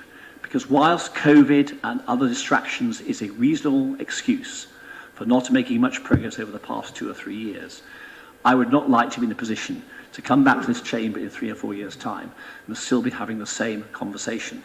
I mean, the impact on my constituents, upon patients, upon all those associated staff as well, is just too big to tolerate. We cannot have the sort of traffic jams, the air pollution, and the distractions we have at the moment. So I urge all the parties to get together and try and find some really practical solutions to a problem which is eroding the quality of life, not just in my ward, not just in this city, but for all those people who come and visit Oxford as outpatients, and of course the staff who work so hard from all the county sides to come and work in a health service which is under enormous pressure. So that's why I urge action on this matter. Thank you very much. Thank you. Thank you very much, Councillor. Councillor Ross-Smith, and a reminder to colleagues, we are currently debating the amendment as proposed by Councillor Hollingsworth. Councillor Ross. Thank you, Deputy Lord Mayor. I will just speak to the amendment and reserve my right, hopefully, to speak to the full motion when it's taken. I would totally agree about the shuttle bus. I think it's something I've actually mentioned in this chamber a few years ago, in fact, actually saying that there should be one solution. I think when we were discussing a similar motion before that I would like to see. So I'm delighted that Councillor Hollingsworth has taken that up, put it into the amendment. I would also like to just say that I'm in touch regularly with in fact, all the health trusts and hospitals in Headington, and we have 6 hospitals in Headington, so there's a lot of traffic movements going on. And there are some times when you are travelling to a hospital where you have no choice but to take a car, for whatever reason. So I don't think we can stop people taking a car to the hospital when they need to. But we do need to make it easier for those that need to take a car to get in. And I'm delighted to say that the Trust has actually recently put in an easier method for those with the blue badge to actually go in and park, so they haven't got to queue up in the queue to get into the main car park now. That is separate, and it has actually made a tremendous difference for those who are less able-bodied and need a blue badge to travel around. So that's a really good thing. The good thing that's happened is the ANPR is now live at both the Churchill site and the JR site. Sorry, I'm just looking at my notes. And the new signage is installed and it seems to be working very well. And the last meeting that I had with the Trust on the 12th of January, they were saying that the signage is very good, and the You Are Here signs as well, directing people around the site, are also working very well too. The travel and transport team is working to develop new ways for people to pay or register for their vehicles for the free parking as well too. So that should ease things as well too for those that find that cumbersome to do. So I'm in support of this amended motion. I can absolutely tell the Chamber here that local residents in Headington and surrounding areas do not want to see any more cars than necessary piling into the JR site. We are where we are with it. We wouldn't have built the hospital there if we'd had a bit more forethought, but that was the place it had to be because that's where the land was designated for it. But I would happily support this amended motion. Excellent. Thank you very much, Councillor. I've seen Councillor Al-Safkan. Anybody else wishing to speak on the amendment? I am seeing nobody, so Councillor Al-Safkan. Thank you, Deputy Lord Mayor. It's good to see that administration recognize that the city, county and the trust should be working together. Previously, I heard from this chamber and the other chamber at the county council that the city council is the planning authority and the city county is the transport.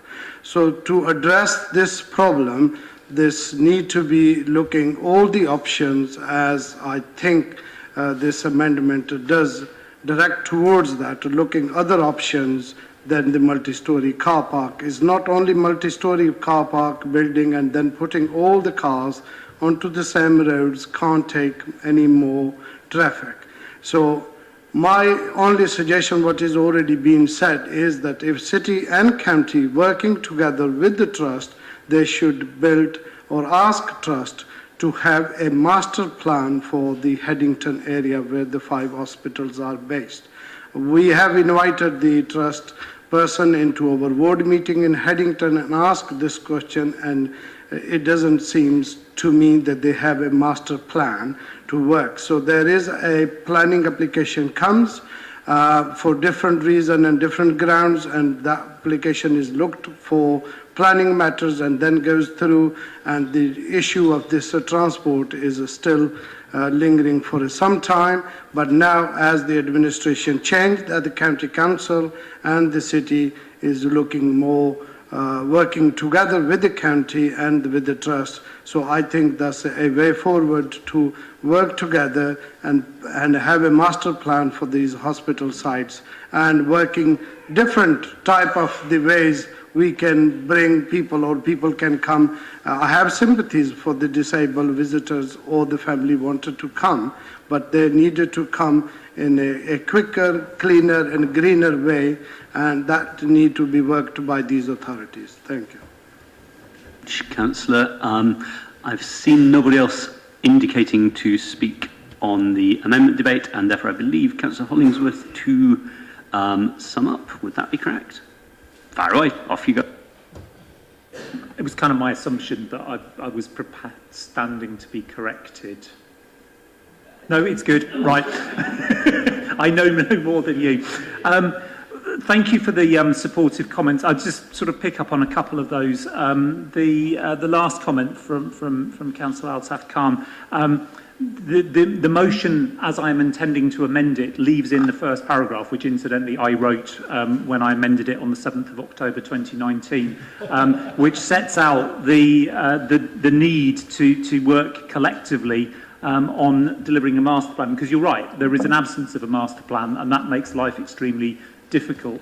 I think it's fair to say that progress was being made, and then obviously the pandemic came, and that had to take priority for obvious reasons for the trust. But I think we're beginning to see something less abnormal, I think, rather than normality emerging, and I think now is the right time to reinforce those talks, those conversations, and start bringing that forward.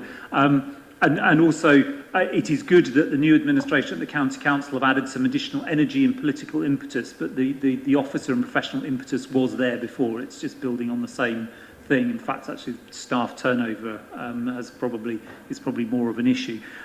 So just to reiterate what the amendment does, the amendment essentially says that the solution to cars causing traffic jams is not to build more car parking spaces. It never has been, it never will be. The solution is, as set out in the amended motion, it's to take measures to give different priorities when you allocate a limited number of parking spaces to those that really need it, and that is the patients, that is the staff who need it. And those are all things which can and should be done as part of a master plan. They're things which the Trust has said it can and will do, and I look forward to working with them in order to deliver that. Thank you very much, Councillor Hollingsworth. Colleagues, I've been reminded that if he wishes to exercise it, Councillor Haynes has a right of reply to the amendment. Mick, do you want to reply to it? Yeah, after hearing today's issue on this, I'm quite willing to go along with Alex's situation, because it's glad to know that lots of people seriously consider this situation, and If they can work together and we can get one solution to all this, then I'm quite happy to go along with it. Thank you. Thanks very much, Councillor. As colleagues will have heard, Councillor Haynes is accepting the amendment, and I don't even think we have to vote. We do technically have to vote. Let's all vote. Those in favour of the amendment, please show.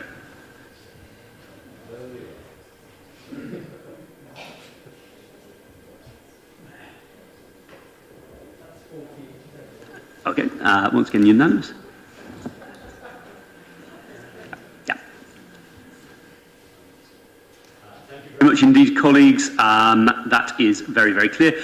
We do, of course, need to return to the original amendment, although my hope would be that most of the relevant issues have now been aired.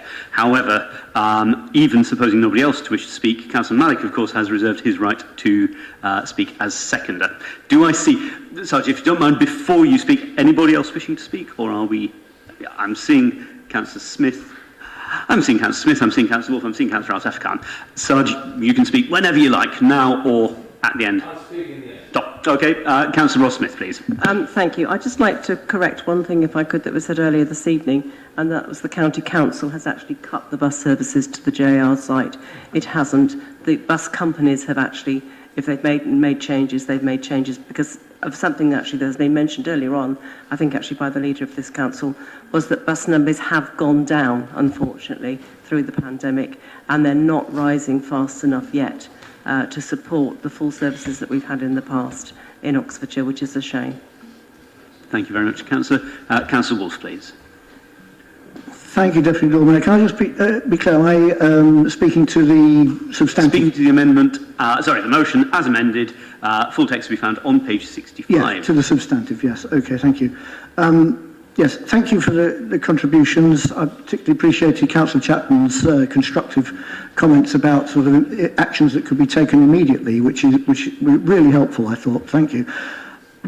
I'm afraid I'm going to abstain on this motion, not because I disagree with it, but because it doesn't go far enough. The problem that we have, 22,000 people movements in and out of the site, on a hill, surrounded on three sides by residential housing, and on the fourth side by a hill and trees and stuff like that.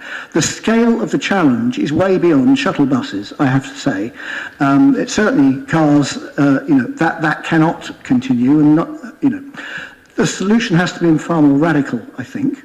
So I think, what is the solution that can deliver that number of people in and out of a site like that? Well, the city of Portland, Oregon faced exactly this challenge some years ago. A major university hospital on a hill, surrounded by trees and residential housing. And their solution was to build an aerial tram. It was very controversial. They got it through in the end. An aerial tram which has got the capacity of carrying the equivalent of between 80 and 100 buses an hour, directly almost into the corridor if you wanted. Technically, that is feasible.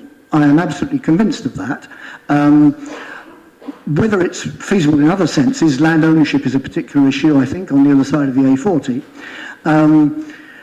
That's an open question. But as far as I'm concerned, it absolutely has to be addressed. Now, Bruno Holthoff, who was the chief exec of the NHS Trust some time ago, before he left, actually did send somebody to a seminar which Councillor Hollingsworth attended and Councillor Cook and others about aerial trams, cableways and things like that. So he was interested at that point, and I've heard nothing since. I've not done any work on that myself, apart from speak on radio about it. But I think unless that is seriously looked at, nothing else is going to solve this problem, frankly. And for that reason, I'm afraid I'm going to abstain. Thank you. Okay. Thank you very much, Councillor.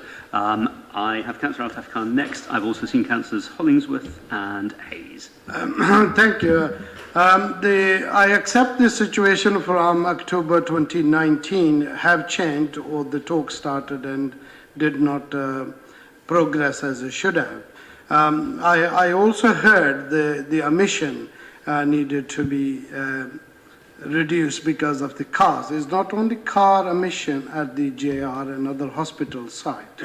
Some of the councillors may be familiar, there is a report about these energy pipes which were laid down through Headington and Trust did not achieve the emission target. So in this full motion, and again, which Alex Hollingworth gave the assurance that there will be speed up and working on the master plan. And that master plan should address the emission of all the sites and the car parking situation which we are talking in this motion. But as there is saying, the devil is in details, so that master plan will have the details. So we have to work and come up with that which is accepted by this city, county and the trust and the people of the Oxford City, and especially the people of Headington surrounding who are there day in, day out. Thank you. Thank you very much, Councillor Altaf Khan. As I say, I have Councillors Hollingsworth and Hayes. I have Councillor Malik to sum up. Given that I think I sense that we are much of a mind on this, we can probably keep it fairly short. I'm trying to get Councillor Wolfe back into the fold. If you read my carefully drafted amendment, it includes the words "such as," which means that the two things I included, which were the direct bus links and the shuttle bus, aren't the only things which could be included. While I am profoundly sceptical of the practicality, utility or deliverability of Councillor Wolfe's scheme, it's still covered by the great weight being carried by the words "such as." So I'm hoping he can now vote for it. On Councillor Altaf Khan, I mean, I think a master plan obviously has to look at the building strategy. This motion is about the transport strategy, so it's not my amendment didn't make any reference, but it's quite clear that they also need to look at the building strategy for operational reasons as well as the kind of emissions reasons you talked about. Thank you very much, Councillor. Inviting Wolf back into the fold. Interesting strategy. Councillor Hayes. Thanks. And very much on that theme, I want to thank Councillor Haynes for agreeing to the amendment. I think it sends a really strong signal to those who are watching here from OUH, and I think it's important that we do show as much unanimity as we can.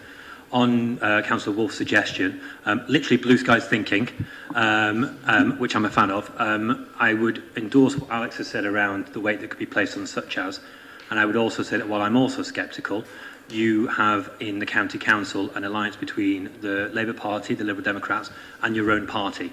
So were you to support this, you could of course use your leverage within that administration to try and position your preferences.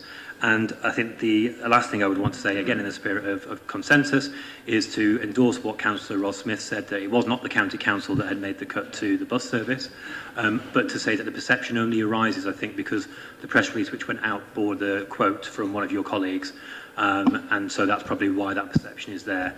And of course we hope that there'll be no further cuts to bus services and that we can get those bus prioritisation measures and other measures that we need to reduce car use, including the reduction of car parking at the JR. Thank you. Thank you, Councillor. Councillor Malik, please. Thank you very much, Deputy Lord Mayor. Yeah, I think make acceptance of the amendment and the debate we had and everybody given the comment, that sends a message, strong message out. We all care about our dear city, what is best for our city.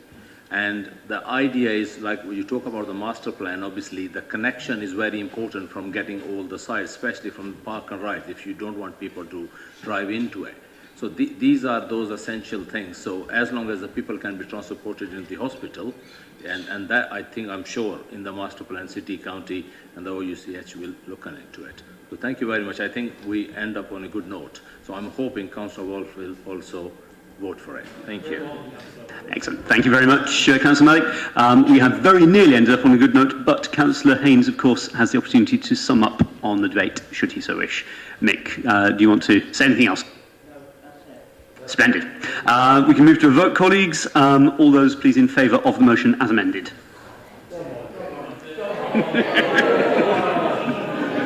You really don't want to draw a wolf into the fold, I tell you. That's 39. Those against?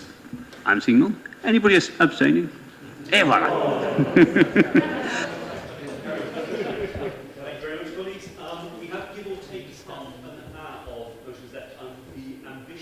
Possible to cover at least two more. We're moving on to one Motion B, Elections Bill, which is proposed by Councillor Jafari Mabini, also amended. You possibly want to speak to that first. Yes, if you turn to page 68 on the briefing note, that's what I'll be speaking towards. If you could just, on the brief, sorry, can you hear me now? Sorry, am I in the wrong, hang on. Is that better? Okay, so if you turn to page 68 of the briefing note, that is the amended motion that I will be speaking to. In effect, as I understand it, the Councillor has accepted her own amendment, which is within her rights to do, and we are now therefore speaking on the amended motion to be found on page 68. The floor is yours. Thanks very much.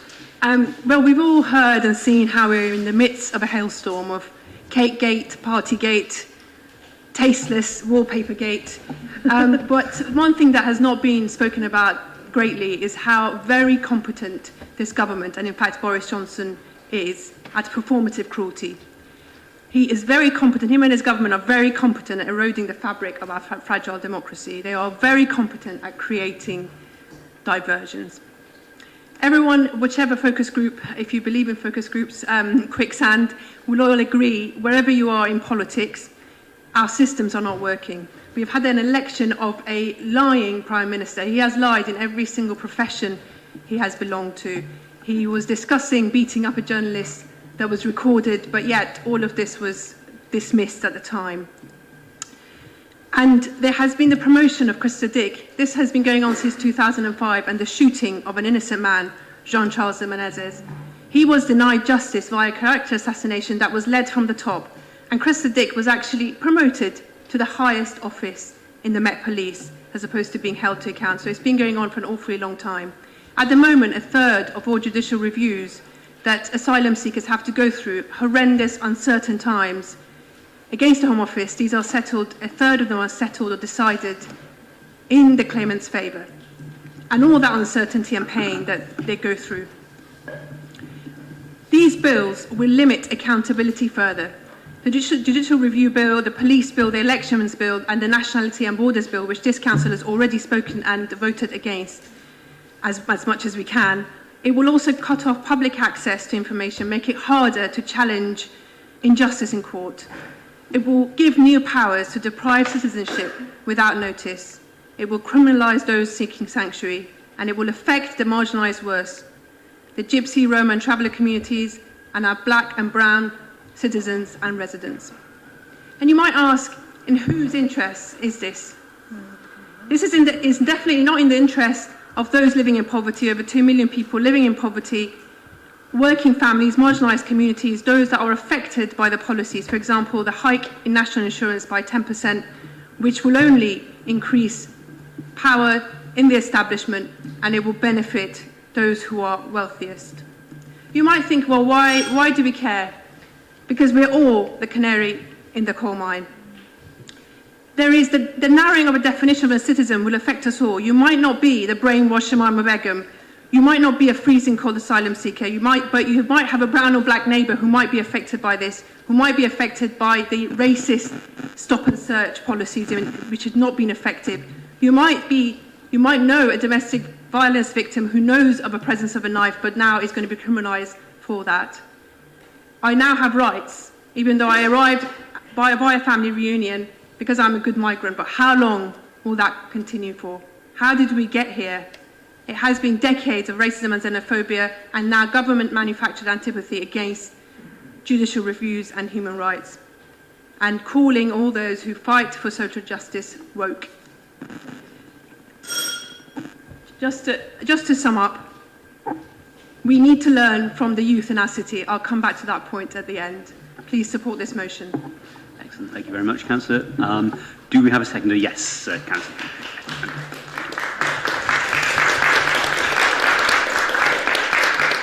Councillor Arshad to second, I believe. Thank you. So obviously the government claims that this new rule will help eliminate voter fraud, but statistics show that there are very few instances of this taking place, and that introducing ID checks will prevent some people, particularly those with disabilities or from marginalised groups, from voting in elections. Changing the law to force people to show photo ID to take part in UK elections will be catastrophic for ethnic minority communities, increasing barriers to access and in effect disenfranchising them. Also, it would disproportionately impact ethnic minorities and working class communities. Many voters do not have photo ID, and that ownership of ID can differ by socio-economic groups, with citizens from BAME communities at particular and potential disadvantage, and those with protected characteristics. The current proposal suggests a negative disposition towards voters at a time when the trust in politicians and the democratic process is quite low. So I would happily second this motion, and I would urge everyone to please also vote in favour. Thank you. Thank you very much, Councillor. We're moving to debate. I spotted Councillor Smoton, Councillor Hollingsworth, I just spotted Councillor Landell-Mills and Councillor Mundy. Councillor, who was first? Smoton, I think. Thank you. Thank you for bringing this motion. I think it's very, I think it's a very welcome motion, speaking against some truly foul tactics being deployed to weaken our democracy in a way which I think is, I hope we're all agreed, is extremely unwelcome. I wanted to note also that the elections bill, not only tried to chip away at the fabric of our democracy, but it also passed up a tremendous opportunity to strengthen it. This relates to an anniversary, which I think is worth noting, or near enough, is that it is a year and 10 days ago that our colleagues who are in Welsh local authorities gained the right to pick councillors in their council chambers proportionate to the vote of the people. And that, I think, is the new clause that should have been, and the opportunity that our government passed up to dramatically strengthen that principle of one person, one vote, and that all those votes should be of equal power. Nonetheless, I won't try and crowbar it into what is a narrowly constructed motion. I will bring a separate motion on that particular topic. I hope councillors would consider supporting such a motion. But returning to the text that we have in front of us, thank you again for giving us this opportunity to speak on what are frankly Trumpian tactics, and I'll be very glad to oppose those by supporting the motion, and I hope everybody present will do so as well. Thank you. Thank you very much, Councillor. So I have at the moment Councillors Hollingsworth, Landell-Mills, Mundy, and I believe Jarvis as well. Councillor Hollingsworth. I'm going to be very brief, just some numbers. I like numbers. 99 number of Conservative MPs who voted against asking people to show ID in the form of a COVID passport to get into a nightclub. 2, the number of Conservative MPs who voted against forcing people to show photographic ID to vote.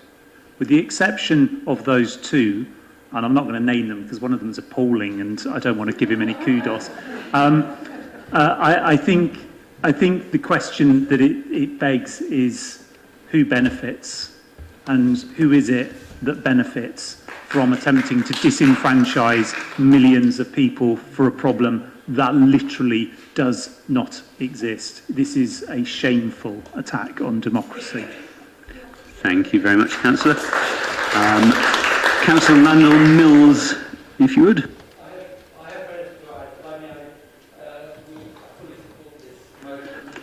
Tom, if you could use your microphone.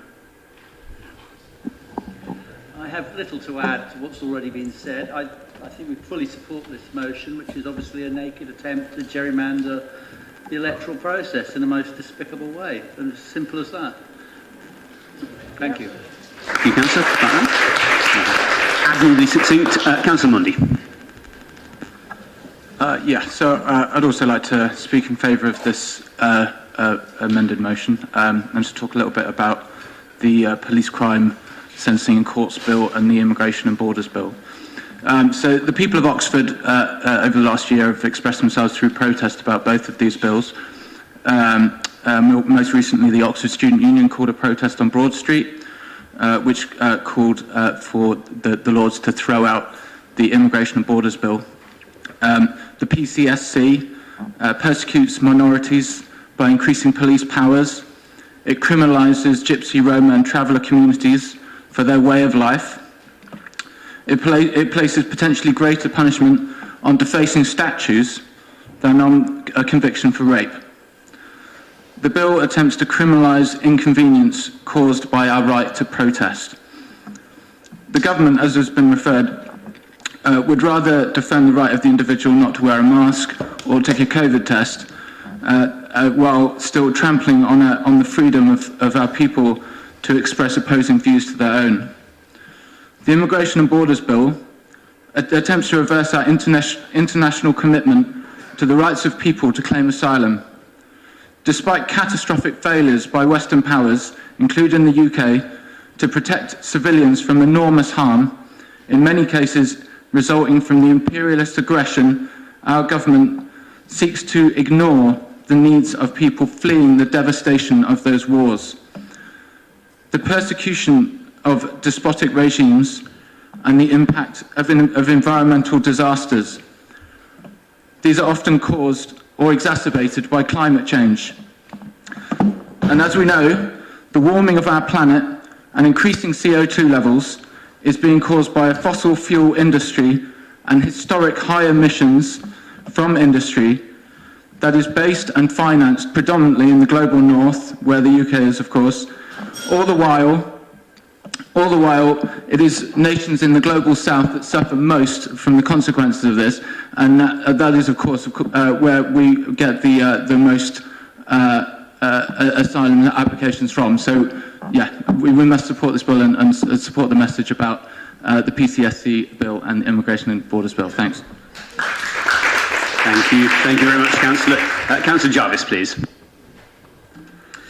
Thank you. I'll be brief as well, and just wanted to start by thanking you for bringing this motion, which I think is really important. It's great to have before us, and great to hear the consensus that there is in this chamber. The only thing I really wanted to add to this is to highlight that with our current government, it's easy to see them as, you know, uniquely awful in the things that they're doing, and the piece of legislation that have been highlighted in this motion are uniquely pernicious and awful. But I think we also need to see this as part of a wider trend and a trajectory that we've seen over the last decade of the undermining of our democracy, of the undermining of civil rights from the Conservative Party. We had the Lobbying Act, which has gagged charities and campaign groups and civil society from holding government to account and from doing campaigning work. We've seen anti-trade union legislation, which has fundamentally undermined the right of workers to come together to collectively bargain and to have freedom of association. We've had major restrictions and reductions in the franchise, first in the form of the individual electoral registration, and now, of course, in the new elections bill. This is part of a wider trend that we have seen since the Conservatives have come to power in 2010. And from my perspective, this aggressive shrinking of the franchise is and this aggressive attack on civil rights and civil liberties and of democracy is done for one reason, and that's that the Tories know that when there are more people who are eligible to vote, when there are more people able to hold them to account, to engage through civil society, to engage in democracy, it's more likely that they'll be booted out of office. And so I think it's really important that we take this stance today and oppose all of these pieces of pernicious legislation through this motion. Thank you very much, Councillor. Do we have any more people wishing to speak on this debate on this motion? I am currently seeing none. And so, Councillor Jafari Mabini, could you sum up? Yes. Thank you all for your support. I mean, it's clear where we are and to some extent how we got here. It's clearly all about despising scrutiny and rejecting accountability. But how do we go forward from here? Arundhati Roy is one of my favourite authors, and she talks about a pandemic portal. The pandemic has revealed inequalities. We must use it to see and visualise better.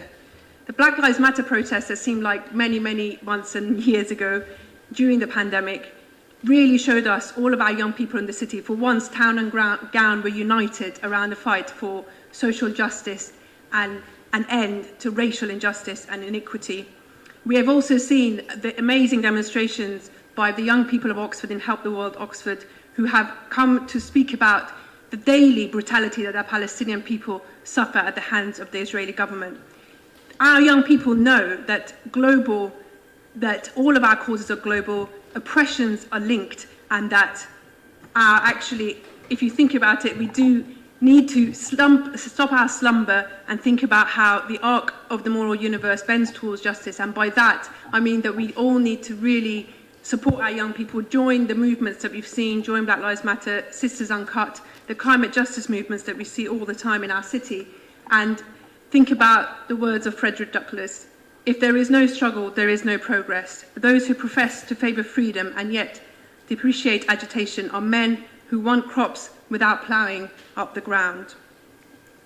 They want rain without thunder and lightning.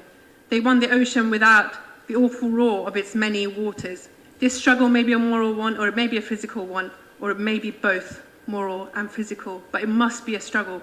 Power concedes nothing without a demand. It never did, and it never will. Thank you. Thank you very much, Councillor. Colleagues, we move to a vote on the motion as amended. Okay, you were voting early, weren't you, Councillor? All those in favour?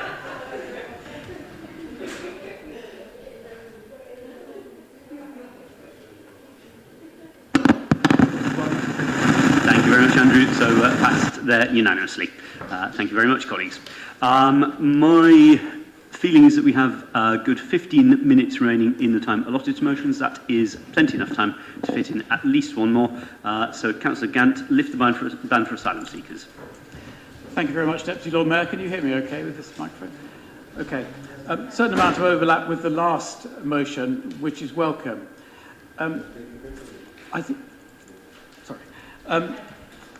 It's worth referring to the legislation that this motion refers to.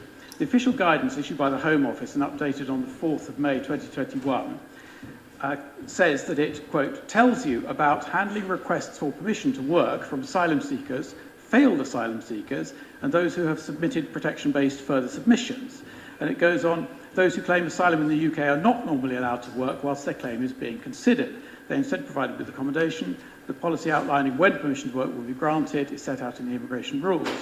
This outlines that the Home Office may grant permission to work to asylum seekers whose claim has been outstanding for more than 12 months through no fault of their own. Well, let's leave on one side the deliberate and prominent use of words like failed and fault.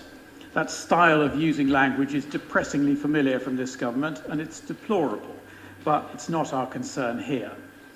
The guidance then goes on to give the objectives of the policy as follows. Quote, ensure a clear distinction between economic migration and asylum that discourages those who do not need protection from claiming asylum to benefit from economic opportunities they would not otherwise be eligible for. 2, prevent illegal immigration for economic reasons and protect the integrity of the asylum system. And 3, be clear that asylum seekers can undertake volunteering. In other words, it is a hostile, protectionist, discriminatory barrier thrown up around the world of paid work. And who could it possibly benefit? Those already in the jobs market who might, we are told, suffer from increased competition for economic opportunities? Hardly. All are free to compete in the market in a full and open way. Employers? Exactly the opposite. The rules actively prevent them from using their judgment to hire the best people and deliver the best results for their business and society as a whole. Asylum seekers? Who can believe that being forced to survive on £5.66 a day and not even be allowed to try to contribute to their own upkeep and to the society which they thought would welcome them is a good thing? It can only lead to marginalisation, hardship and failure. And that, of course, is exactly what this government wants and why it is doing this. Oxford thinks differently. We believe that being able to contribute fully to society is a mark of humanity and civilization and brings economic and social benefits. I can do no better than quote the words of the Lift the Ban Coalition. We believe that people who have risked everything to find safety should have the best chance of contributing to our society and integrating into our communities. This means giving people seeking asylum the right to work so that they can use their skills and live in dignity. I commend the motion to the Chamber. Thank you very much, colleagues. Thank you very much, Councillor. I believe Councillor Ross Smith is seconding. Now or or later. I'm happy to second the motion and reserve my right to speak Absolutely later. fine. Thank you very much, Councillor. The motion's open to the floor. Any speakers? Councillor Mundy, and just ahead of Councillor Pegg. Councillor Mundy, please. Yeah, thank you. So I'd like to speak in favour of the motion. I volunteered for Asylum Welcome for 4 years as an education advisor, so I met a lot of the refugee community in Oxford who they support. They do fantastic work. They also advocate on behalf of refugee rights as well, and I've been doing so in Oxfordshire since the early 1990s. There are socially very regressive views about asylum seekers and refugees that are inflamed by poor policy and hysterical right-wing rhetoric. And where there is not outright hostility and ignorance, there can be a misunderstanding about asylum seekers and their need to be supported by the state. That people who have escaped war, persecution, environmental disaster do not have anything to offer their new home or host nation. The truth is that asylum seekers are like those of us in this room and everyone, caught up in circumstances that many of us could not possibly imagine. People come with wildly different work and educational experiences, from PhD educated professors, engineers, to people who are barely literate in their own language. Most people come with important working experience, with skills that will contribute to our community, and as the motion states, will bring positive outcomes for our community and for the local and national economy. All of this at a time when job vacancies have been reported to be extremely high. So we must advocate for the right to claim asylum, which is threatened by the Covenant legislation we discussed in the last motion. And our government needs to be a voice of reason, not hysteria, while engaging with our European neighbours around the issue of forced migration. Thank you. Thank you very much, Councillor. I have Councillor Pegg, and I've also seen Councillor Rowley. Councillor Pegg, please. I'll be speaking in support of this motion, and I want to thank Councillor Gant for bringing it to Council. As with the previous motion we heard, this highlights the plight of refugees in the UK who come to our country seeking sanctuary from violence, discrimination and war. But they come here with hope, but then they find themselves neglected and demonised by our government. Of course, asylum seekers should be able to work. I think to most people here that's quite obvious. Even more so when they're being forced to live on just £5.66 a day. I don't really see why we wouldn't want to make the most of their skills, especially when that would also allow asylum seekers a better standard of living, better mental health, and better integration into the community. This only benefits, the current ban on them being able to work, only benefits a government who couldn't care less about the lives and well-being of refugees, of people who are just seeking a better life. For the good of refugees and for the good of the community, I would encourage all councillors to support this motion. Thank you very much, Councillor. As I say, I have Councillor Rowley, also Councillor Jafari Marbini, and I also have several councillors. Exactly, sorry. Fire away. Thank you, Deputy Lord Mayor. Many years ago, I used to go and visit people who were detained in Campsfield House prison, just north of Oxford, Immigration Removal Centre, as they call it. And one of the people who I spoke to was there essentially because he had got a job and gone to work illegally because of the conditions of his being in the country didn't allow him to work. In other words, he had been locked up because he had tried to get himself a job to earn his own money so that he didn't depend entirely on the taxpayer. And for this reason, he was put in a prison at considerably greater cost to the taxpayer than any money that is spent on the average British citizen. So don't make the mistake that, I'm sure we won't. Nobody should think that the immigration policy this particular government is putting forward is based on a rational calculation as to how to best distribute or conserve scarce resources. It is not. It is based perhaps on a calculation as to certain constituencies they wish to appeal to, but in not only in its effect, but also in its intention, it is racist, and we must call it out for what it is. Thank you very much, Councillor. As I say, Councillors Jafari Marbini and Walcott, do I have other speakers, apart from, of course, from Councillor Ross Smith too? And yes, we also have Councillor Aziz. So I suggest Councillor Jafari Marbini, Councillor Walcott, Councillor Aziz, Councillor Smith, if she wishes to do her seconding. Thank you for bringing this motion and the speeches that have been made already. There's a couple of issues really. I mean, the asylum system, as many of us who volunteer or have been subject to it know, there is a deep quagmire where you're lost in a maze that is never ending. And my family's story is actually, we were one of the lucky ones, so to speak, but despite that, what stays with me, and I really hope that everyone can empathise with this, is a kind of pain for a loss of a home that never leaves you. And I think that kindness and empathy needs to be at the heart of everything we do, and I hope it is the case here. But I know it's not the case, for example, in lots of our asylum seekers, unfortunately, because there is actually a hell of a lot of Islamophobia around and structural racism. So that actually is already embedded for Muslims who have lived in this country for generations. For example, I'm sure you've all seen the recent data around Bangladeshi Brits who were multiple times, I think it was 4 times more likely to die. There are lots and lots of data around how difficult it is for someone called Mohammed, which is my father's name, to get a job.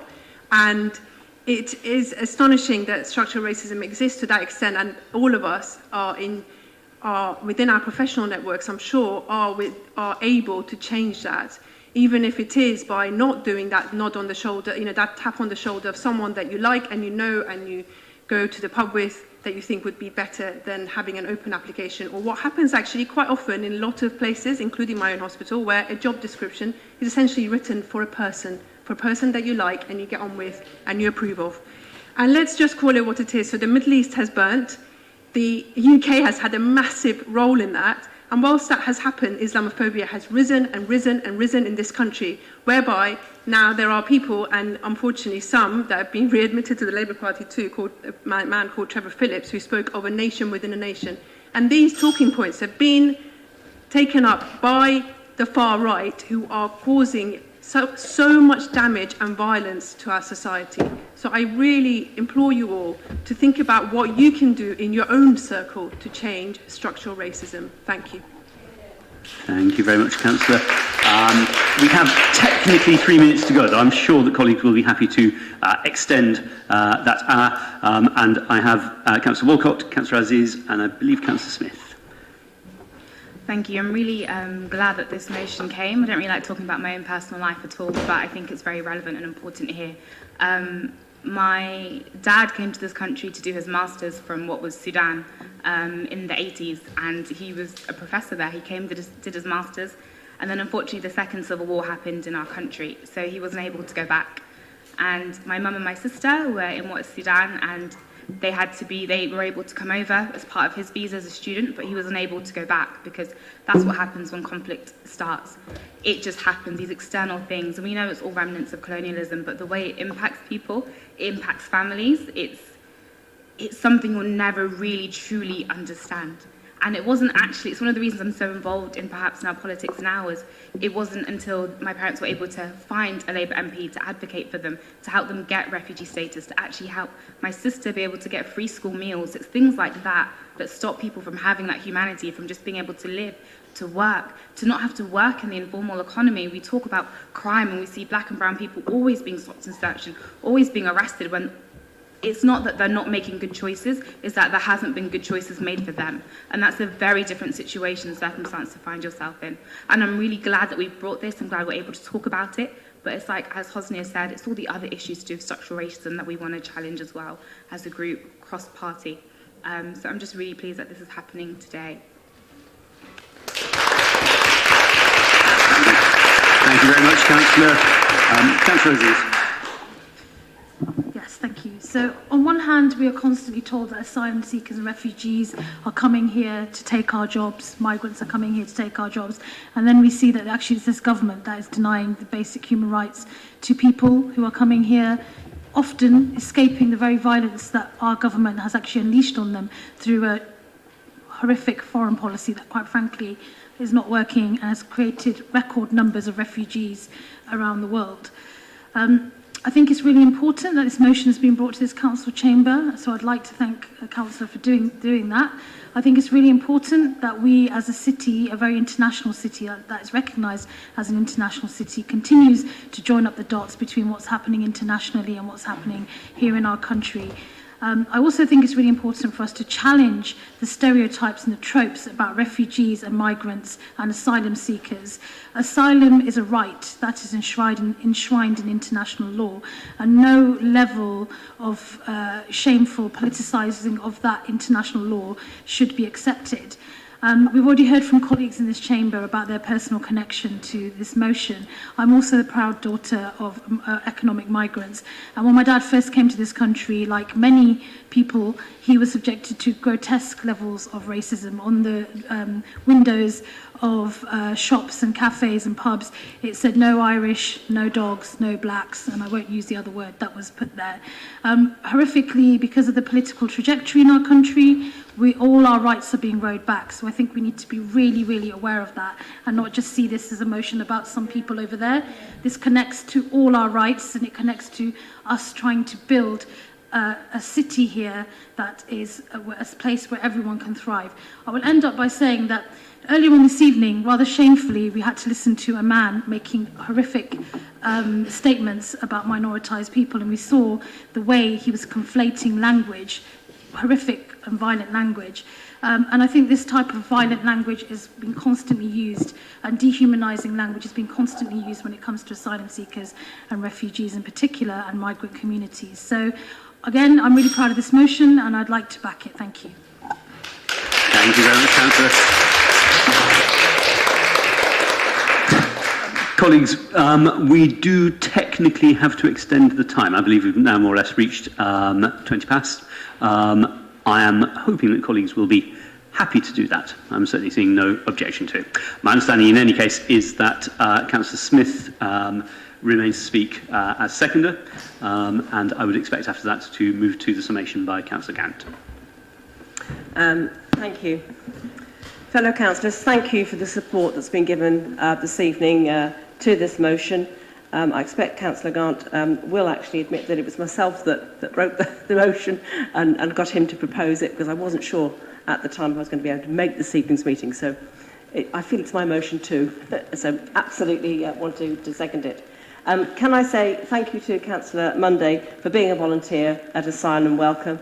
I really admire their work. And indeed, we had Asylum Welcome come and speak to residents in Headington, one of our ward council meetings, and it was very inspiring. And I think a lot of people in Headington that were at that meeting actually are now giving financial support to Asylum Welcome and making it much more of a subject that people can talk about. And I'm really pleased to hear some of the comments that have been made this evening.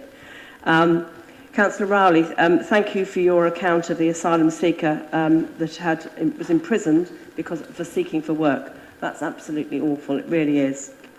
Well, fellow councillors, this government seems to be able to change policy if it thinks it's in their electoral interest. I'm thinking here, councillors, about the continued employment in the NHS for those not wishing, for their own reasons, not to be vaccinated. Seems they've changed that policy. Could the same government change their policy and give asylum seekers the opportunity to work? I sincerely hope so. Research has shown huge support, over 71%, as Councillor Pegg mentioned, there is a huge support for a change in policy to allow asylum seekers settled in this country to work rather than rely on handouts. The benefits are listed within the Lift the Ban Coalition's report, and I'd like to highlight a few. It would give asylum seekers the opportunity to use their skills and make the most of their potential, strengthen their chances of being able to integrate into their new communities, allow them to live in dignity and to provide for themselves and their families. And it would improve their mental health. I know what it's like to seek work and to juggle on a tight budget. It drains you, and sometimes you feel like there's no light at the end of the tunnel. A policy change would also benefit our country's economy. The report estimates there will be net gains for the government of 97.8 million a year. 97.8 million a year, a benefit for this country, and so many more benefits by allowing asylum seekers the right to work. Thank you. Thank you very much, Councillor. Councillor Gant, to summate, please. Thank you very much, Deputy Lord Mayor, and thank you very sincerely to all colleagues for their contributions to this debate, and indeed to Ros for writing the motion.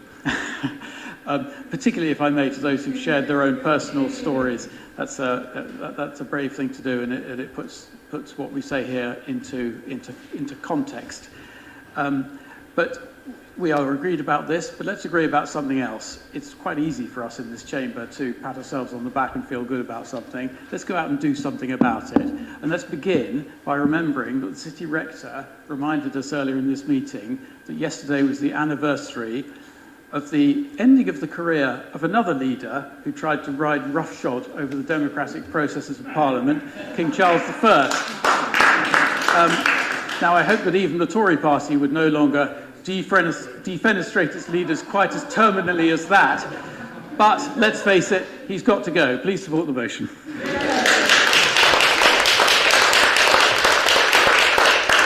Thank you very much indeed, colleagues. We move to a vote on the motion as a whole. Those in favour, please show.